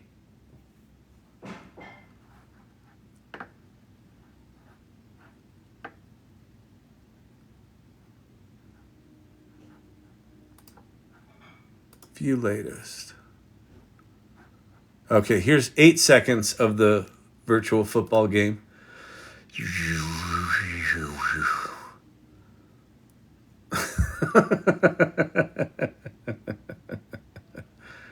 Actually, you know what? It'd be interesting. Let's go back. Let me put the same image in here and not do the motion brush.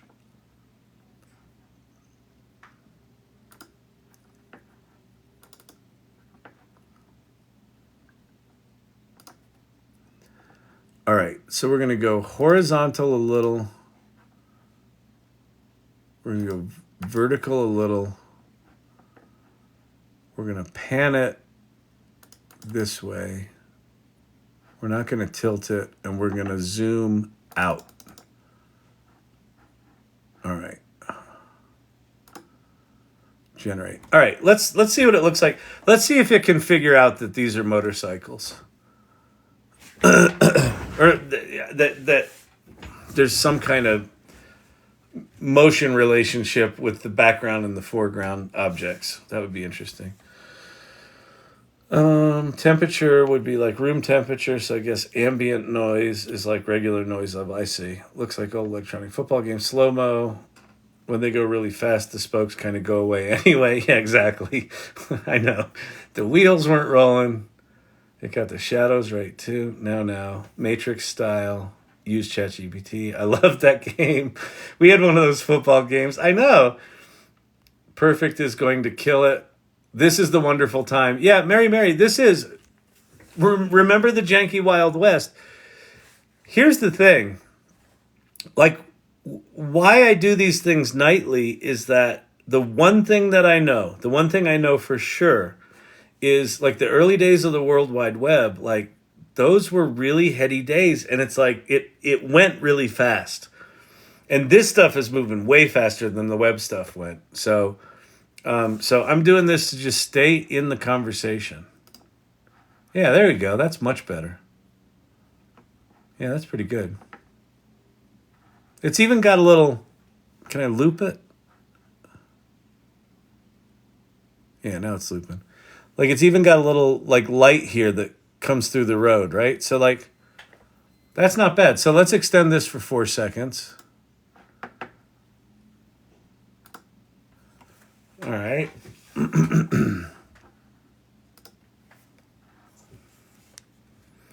Is there an app AI where you can input a video and make another similar but new one? You can do that with Runway ML. This one, runwayml.com does it. I think Pika Labs, Pika Labs does it too. With Pika Labs, you can upload a video. Like if you've got a video of a woman walking, you can mask out her shirt, like her shirt on one of the frames, and say replace it with like a different color top or a jacket or something like that, and it will just swap out the her clothing. So Pika Labs, it's Pika.art, I'm pretty sure. Hang on, let me see.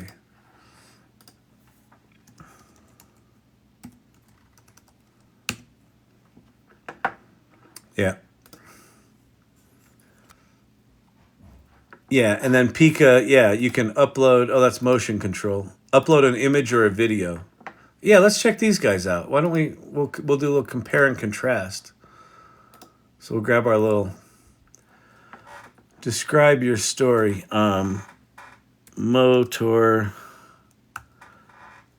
cycles, racing in Neo Tokyo rain. And then, let's see, motion control. So we want to zoom in a couple of times. We want to pan that direction. Strength of motion, let's put that pretty high. All right. And then let's generate. All right, so Pika's going to do its thing. We'll see if that's any good or if that's a pile of trash too. All right, what do we got? We got it here. All right, here's our 8-second clip from Runway of our thing from Decoherence. Yeah, like if this were cut into a bunch of Neo Tokyo stuff with some cool, vibey kind of music, that could work. That would pass in an edit. That would set a tone. That would set the mood. Pretty crazy. Pretty crazy, people. It's just crazy. It's crazy. It's crazy. Do you think he knows how crazy this is? This is crazy. Is this what he does every night? Does he ever sleep? Who is he? Does he have any qualifications? Oh, he doesn't? No, it seems like that. Yeah, no, he seems nice. He just doesn't, what does he do? He's an entrepreneur. Well, that's just code word for he doesn't have a job, right? He's unemployed. Yeah, okay. Yeah, that makes sense. It makes sense. Oh, he has an acting degree. Oh, okay. Now it's all coming together. That's hilarious. Okay, now it all makes sense. Of course, he doesn't have any qualifications. Good Lord, is he going to do Death of a Salesman next? Oh, jeez. Cool. We had fun in New York, didn't we? When we went that one time, it was so much fun. We should have seen a show. But anyway, the M&M store. I love the M&M store. Oh, God, I love those M&Ms. They had all the different flavors. Could you believe it? That one they had that had coconut in it. It had coconut in an M&M. I've never seen this before. Oh. And scene. I started toying around with the custom machine learning models. Is there a tool where I can input a short video? That's what we're doing right now. Can we repeat the same characters and images yet? You know what, Jules? Go look on Twitter right now. Look up AI. I don't know what tool people are using, but I've seen a bunch of posts recently where someone has figured out how to do consistent characters across scenes. There's lots of videos on it. I've never had good success with it, but it looks like there's a new tool that came out in the past couple of days. I don't know if it's Midjourney 6 or if it's some other proprietary tool. I'm not sure. It's a really good question, though. I'm quickly realizing I'm quite impatient because I know it can be done, but setting it all. Yeah, I know. Leonardo da Vinci Notebook. Thank you, Share Bear. It's giving me the gummy bear. Your video will start processing soon. How about process it now? Your video is generating. All right, well, I guess we'll just have to watch this thing loop for a bit. Can we stop on our favorite versions of an app?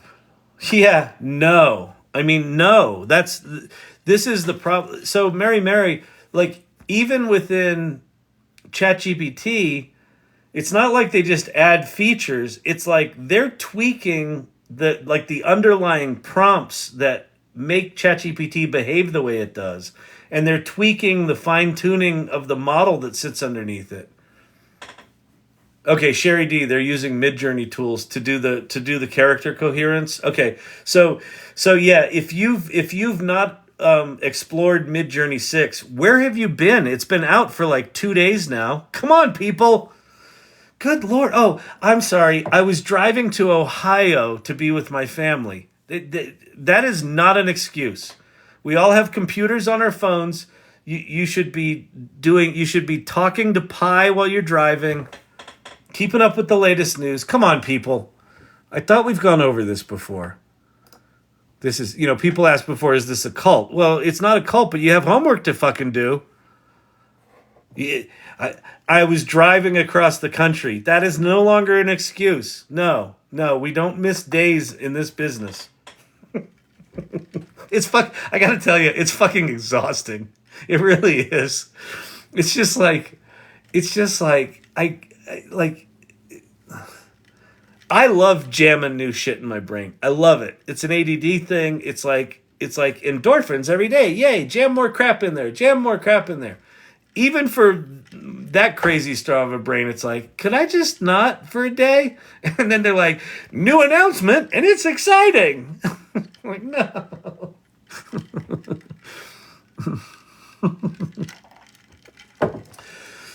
Oh, good Lord. Kyle, have you used Comic Factory? What do you think? Yeah, I haven't used it in a while. So here's Pika's version of this. I think Comic Factory is really interesting. Oh, this is much better. Holy shit. Look at this. Dag, people. Okay, that's good. Kyle, what do you think about Web3? I don't fully understand the difference yet. Well, Web3, so what I think about Web3 is the crypto bros and the blockchainies are in a well-deserved timeout. When you lose billions and trillions of dollars of people's money because you just invested it in some shit coins, they deserve some timeouts. And also, like, there are the it's so fucking exhausting. Like, the whole crypto thing, you still have to be, you effectively have to be a hacker right now to be in crypto. You have to be a hacker. You have to understand there's different wallets and different chains, and you got to bridge from Arbitrum to the thing to you got to get on second level versus first level, and it's ETH and it's this and but ETH is evil, but don't do ETH, but now it's Sol and now it's AVAX, and it's fucking exhausting is what it is.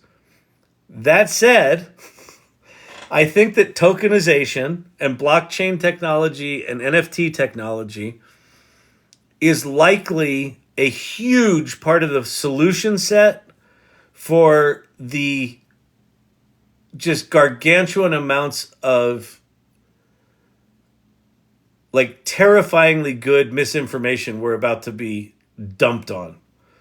I think 2024 is going to be remarkable on many, many levels. I think it's going to be the technological advances that we're going to see in 2024 are going to dwarf 2023.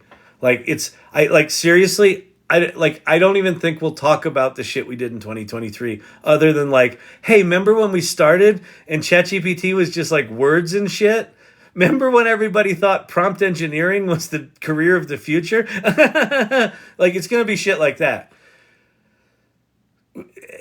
So, and then because the tools are going to get so much better, and because it's an election here in crazy country, there's just going to be insane amounts of misinformation. And so at the end of that, we're going to realize, we got to do something about this. We've got to verify that the person that made this is a human, that the person I'm interacting with is a human, that it's blockchain verified, that this live session I'm on with them is actually with them and not with some digitized version of them. And then if that person puts out a video, I want to be able to blockchain verify that the video that I'm watching was made by a verified human being, and they're vouching for it, and it's blockchain verified that it hasn't been modified. That's possible. Like, that's what tokenization is. That's what it can do. It's absolutely going to be required. So I think that the entire sector needs to get their shit together and needs to stop assuming that Aunt Edna is going to understand how to, manage her crypto wallet and her keys. Not your keys, not your crypto. I'm sorry, what was my password again? Grandma, you can't forget your seed phrase. No, I didn't. I put the seed phrase on those are the words on the refrigerator. No, Grandma, you can't do that. Everyone's going to steal your crypto. No, but I put them, I know it's those cute words. You know what I did? I mixed them up. Grandma, you can't mix them up. No, it can't be that. So they got to fix some shit. But I think it's going to be very, very important. Pika doth impressed me. I don't know about you all, but that's pretty fucking good. All right, enough comedy jokes. Whew, that was a session, wasn't it? Let's go look at the comments. I spoke to a full-on AI receptionist at a real estate company today. We're going to see that more and more. I personally, when it comes to customer service call centers, I want them all gone. Sorry, I do. The fucking sitting on hold for 45 minutes just to get on the phone with someone that's got a script that they have to follow, that they can only take 2 actions from, and one of those is hang up on you, and one of those is put you on hold to talk to someone else. That system's got to be flushed down the fucking toilet. I will gladly talk to a robot if the robot can answer my question and can take action on my behalf. So build that fucking shit. I'm ready for it. With receptionists, I feel like we got rid of receptionists a while ago, and now with COVID, I have not walked into an office that's had a receptionist there in ages. And now they've got those iPad things where it's like an iPad directory. So I would actually probably welcome, an AI chatty bot as a receptionist anyway, because it's like, okay, I can interact with it. I don't have to fucking learn a new interface. I can just talk to it. Phone trees, press 1, press 4. Press 1 if you want to throw your phone across the room. Press 2 if you already have thrown your phone across the room. Press 3 if you're smacking your face into a brick wall. I am added to the wait list of Pika Art. Any idea how long it takes? No, but they just opened that up. I don't know how overrun they are with I don't know how overrun they are with their stuff. So they just opened this up not too long ago. I'm going to leave that running there. That's really fucking slick. I mean, is it janky? He's doing some weird things with his leg. Like his hip seems, it looks like he's having a spasm in his hip.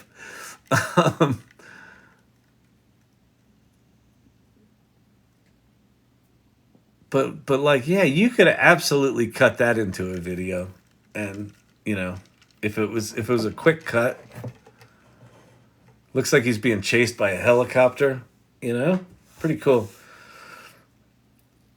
If there is no comedy, I am out. I stay for the comedy. Yeah, Emily. Yes. We do funny stuff around here.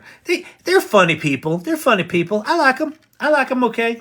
They're good. No, they're good people. They're good people. Sometimes I'll tell you what he does. He's got a potty mouth. He absolutely does.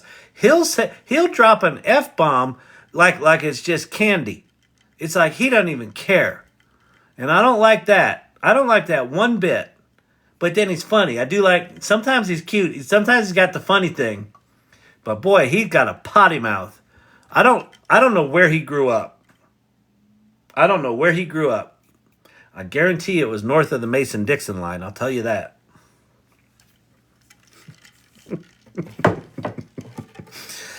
My first job out of college was a receptionist in an ad agency. There you go, in Lexington and Grand Central. That must have been something. That was when people actually came to offices, and agencies had really cool offices and hip people that wore hip clothes. I think the wait list was like a month or two. I don't think I waited that long for Pika. I got Pika 3 weeks. He keeps saying janky. Yippee, I just got Pika. Nice, Forever Hooked. Yankee. Prove that you're a unique human. I can do that. Don't you challenge me to prove I'm a unique human. I can absolutely do that. Let me see if I can search for it. Let's see if Apple's search has gotten good. Let's see. Orb. Yes.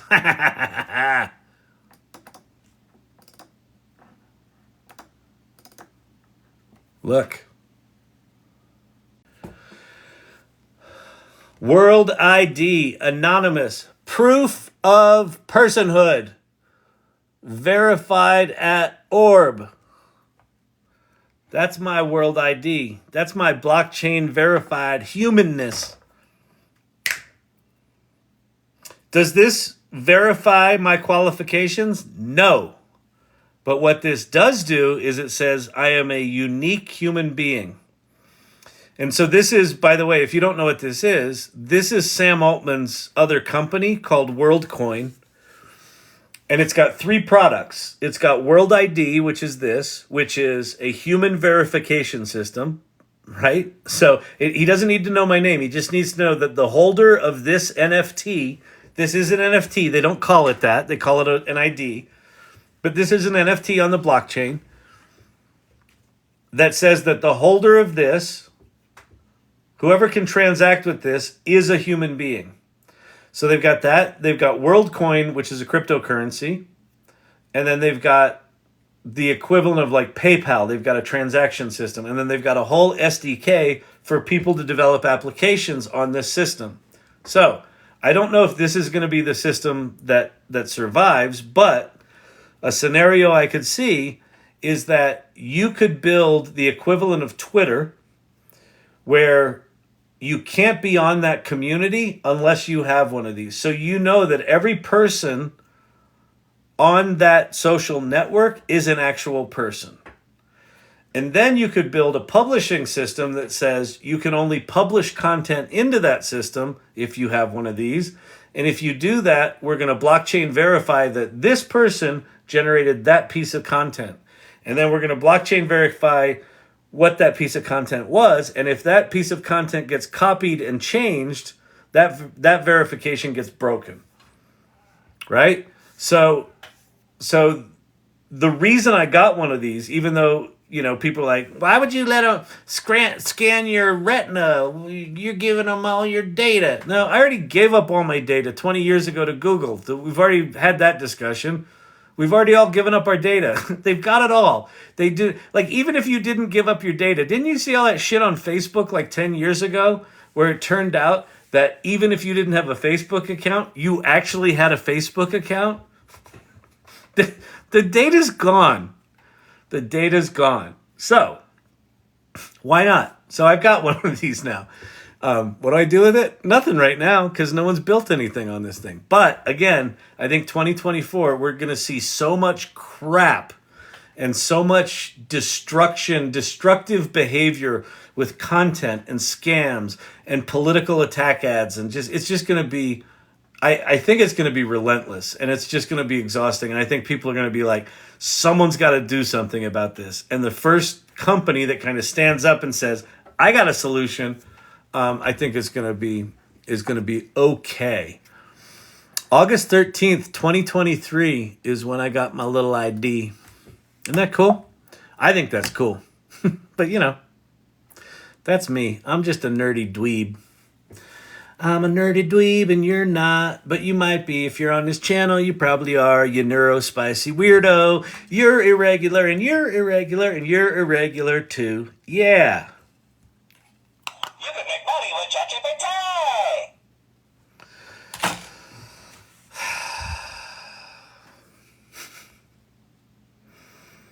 Can't take a screenshot of what? My yoga teacher went off about TikTok stealing our data. I tried to tell her it's too late with companies like Google and Meta. I know. Well, so the whole thing with TikTok, like all the congressional shit, you know what that's a result of, right? Google and Facebook, Google and Meta, they're lobbyists going to Washington and saying, hey, TikTok's stealing all of our customers. Could you make them illegal now? It's not about our fucking data. It's the companies that stole our data that are trying to get TikTok banned, not the fucking legislators. Follow the money. Follow the data. TikTok's stealing our data. What? I'm sorry, Google. Could you talk about your data policies? We don't do that. Didn't you used to have a value, do no evil? Yeah, we got rid of that. Everything's good. Good to go.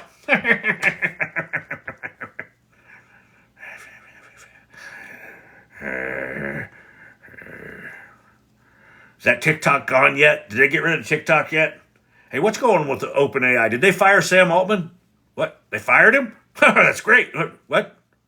They rehired him. What? How are we going to get rid of them? We got to get rid of this AI. We're going to make AI illegal, right?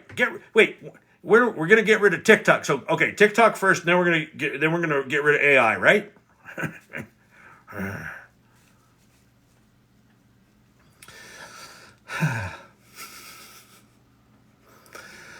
She was also mad about AI putting people out of work. She's also a writer. Yeah, listen, I empathize with the fear of AI putting people out of work.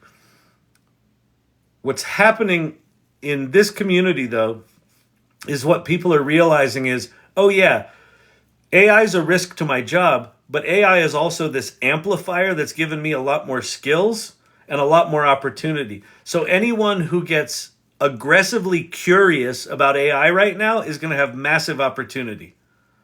Anyone that waits for 2 years, I think, is kind of fucked.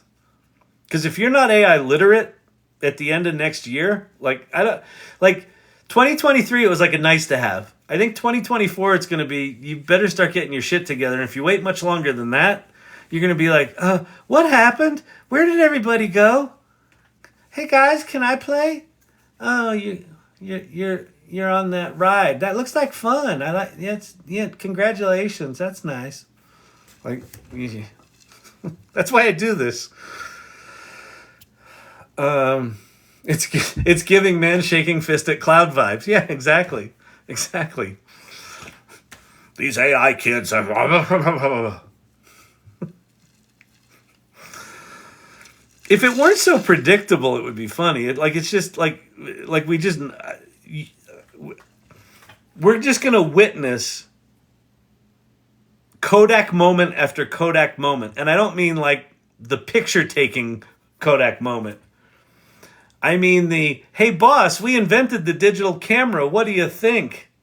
Son, get out of here with that silly digital stuff. We're in the chemical business here at Kodak. It's all about silver halide. Am I right, boys? Am I right? You think this palsy's going to go away?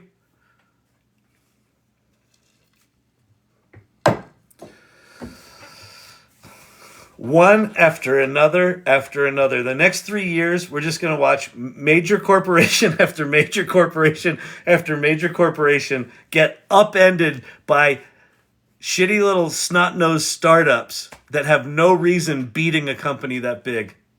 Watch. Just watch. And if you're in here, you might be one of those founders. You should hear the teachers. Oh, yeah, I bet. Well, that's so Just Me in the Trees. Mr. K and Just Me in the Trees. We're starting an education guild at the AI Salon, headed up by Just Me in the Trees and Mr. K. I'm really excited about it. So we talked about it in the organizers meeting today. Yeah, I bet. Yeah, the teachers. The teachers. like I have less and less tolerance for teachers that are ignoring this. Less and less, because like you're fucking teachers. like it's your job to like look out on the horizon and say, okay, what world are my students going to be entering in 4 years or 6 years or 2 years? Let me look. And if you're paying attention at all to this shit, I mean, look at that thing. Someone is going into college right now to go learn how to use really sophisticated motion graphics software.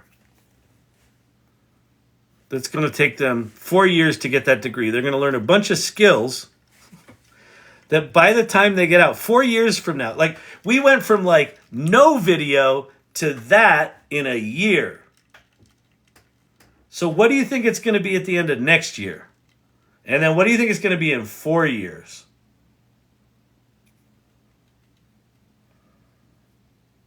It's going to be like, make me a movie about a motorcycle guy that robs a bank in Neo Tokyo and make it star these people and play it now. What's that person going to do if they weren't paying attention to it? What guild is that, Kyle? So, okay, so let me share something with you all because there's some new people in here. So this here channel, even though it's kind of, it borders on a bit of dumb behavior sometimes on my part, is part of a larger thing called the AI Salon. So the AI Salon, this is a community I started the week after ChatGPT came out. So we just celebrated our 1 year anniversary. So if you go to the salon.ai, the first link there will take you to the Mighty Networks community. So it's where people in here kind of hang out, and like when we're doing these lives, they share their images there, but it's a whole community where you can interact with people. And let me pop over and show it to you.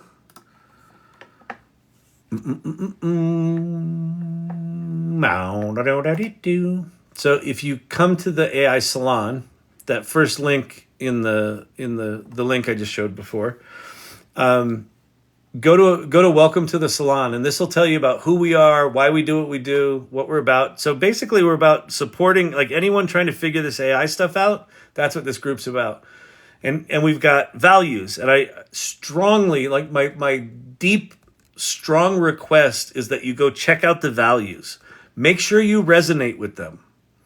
Because I want this group to grow, but I want it to retain the magic it's got right now. And part of what makes it magic is that the people are fucking awesome.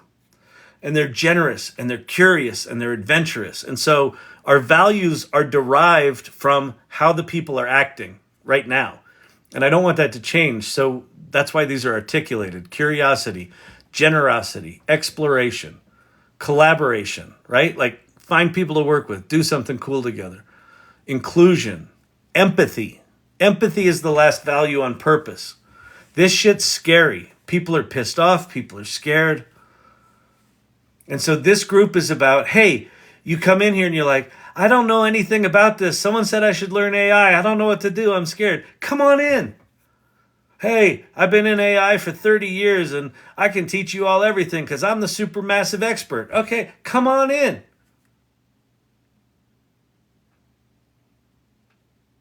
Man, I've been in AI for 30 years and I thought I was the super massive expert, and what I'm learning from you all is, holy shit, I don't know anything. What do I do? It's okay. We got you. That's what this group's about.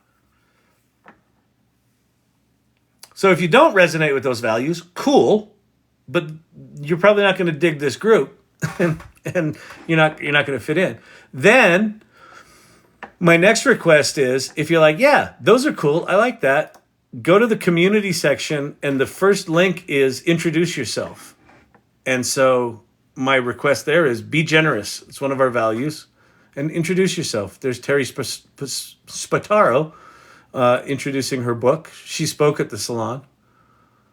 And yeah, go introduce yourself. And then there's like a water cooler discussion. There's show and tells. And then in the show and tell is where a lot of the irregulars are putting in artwork. There's the vibrating football game. Very nice. I like that. Ooh, that's cool. Nice. So she did a pixel art GPT, and then it looks like, where did you put it into? Oh, these are cool.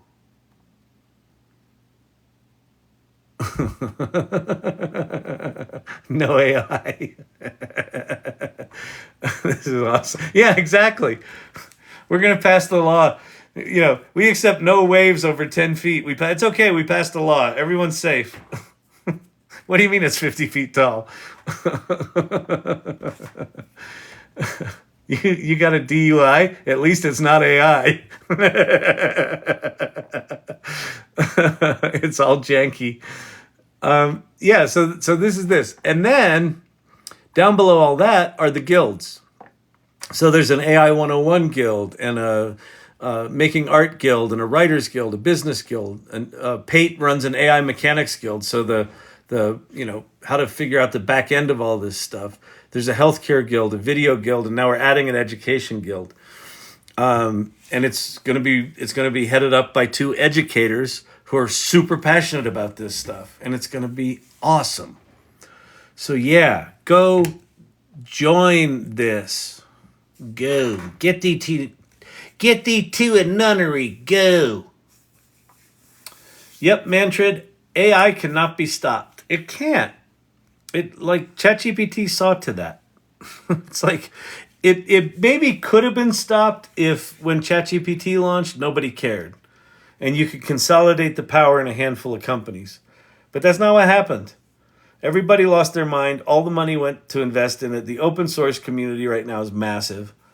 So it's going to be ubiquitous technology. All right. I got to get my ass out of here. It's Friday night, people.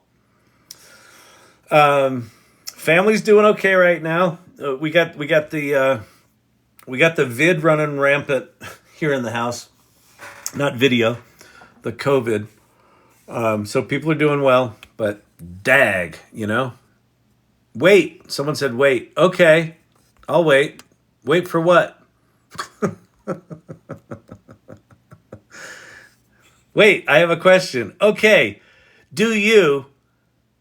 Wait, the person's name is Do You. So, do you have a question? Okay.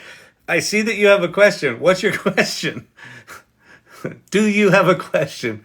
Yes, I have a question. And stop calling me Do You. But that's my name. It sounds like an airplane joke. All right, put your question in there. I'll do my best to answer it. I will also do my best to, if I can't answer it, say that I can't answer it.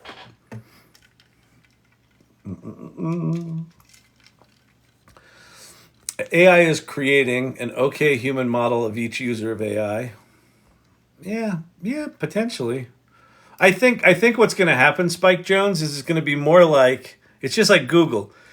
Google gave us a bunch of shit for free, and we're like, okay, here's all my data. I still get to play with the free shit, right? I think it's going to be the same with AI, where people are going to put out these AI tools. We're going to make our own avatars.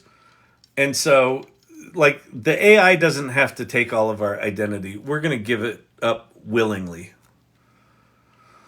Oh,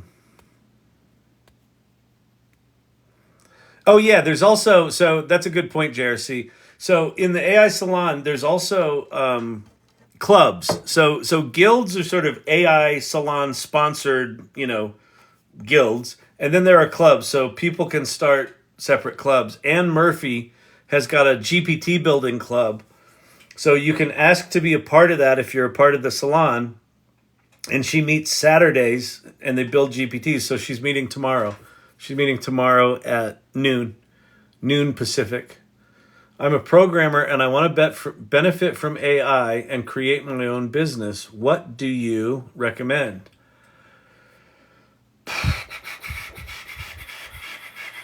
I don't know nearly enough about who you are, what your skills are, what your experience is, what starting a business would look like. So what I would say is don't worry so much about any specific AI technology, but I would get rabidly like rabidly, if you're a programmer, I would get rabidly curious about AI assisted coding tools.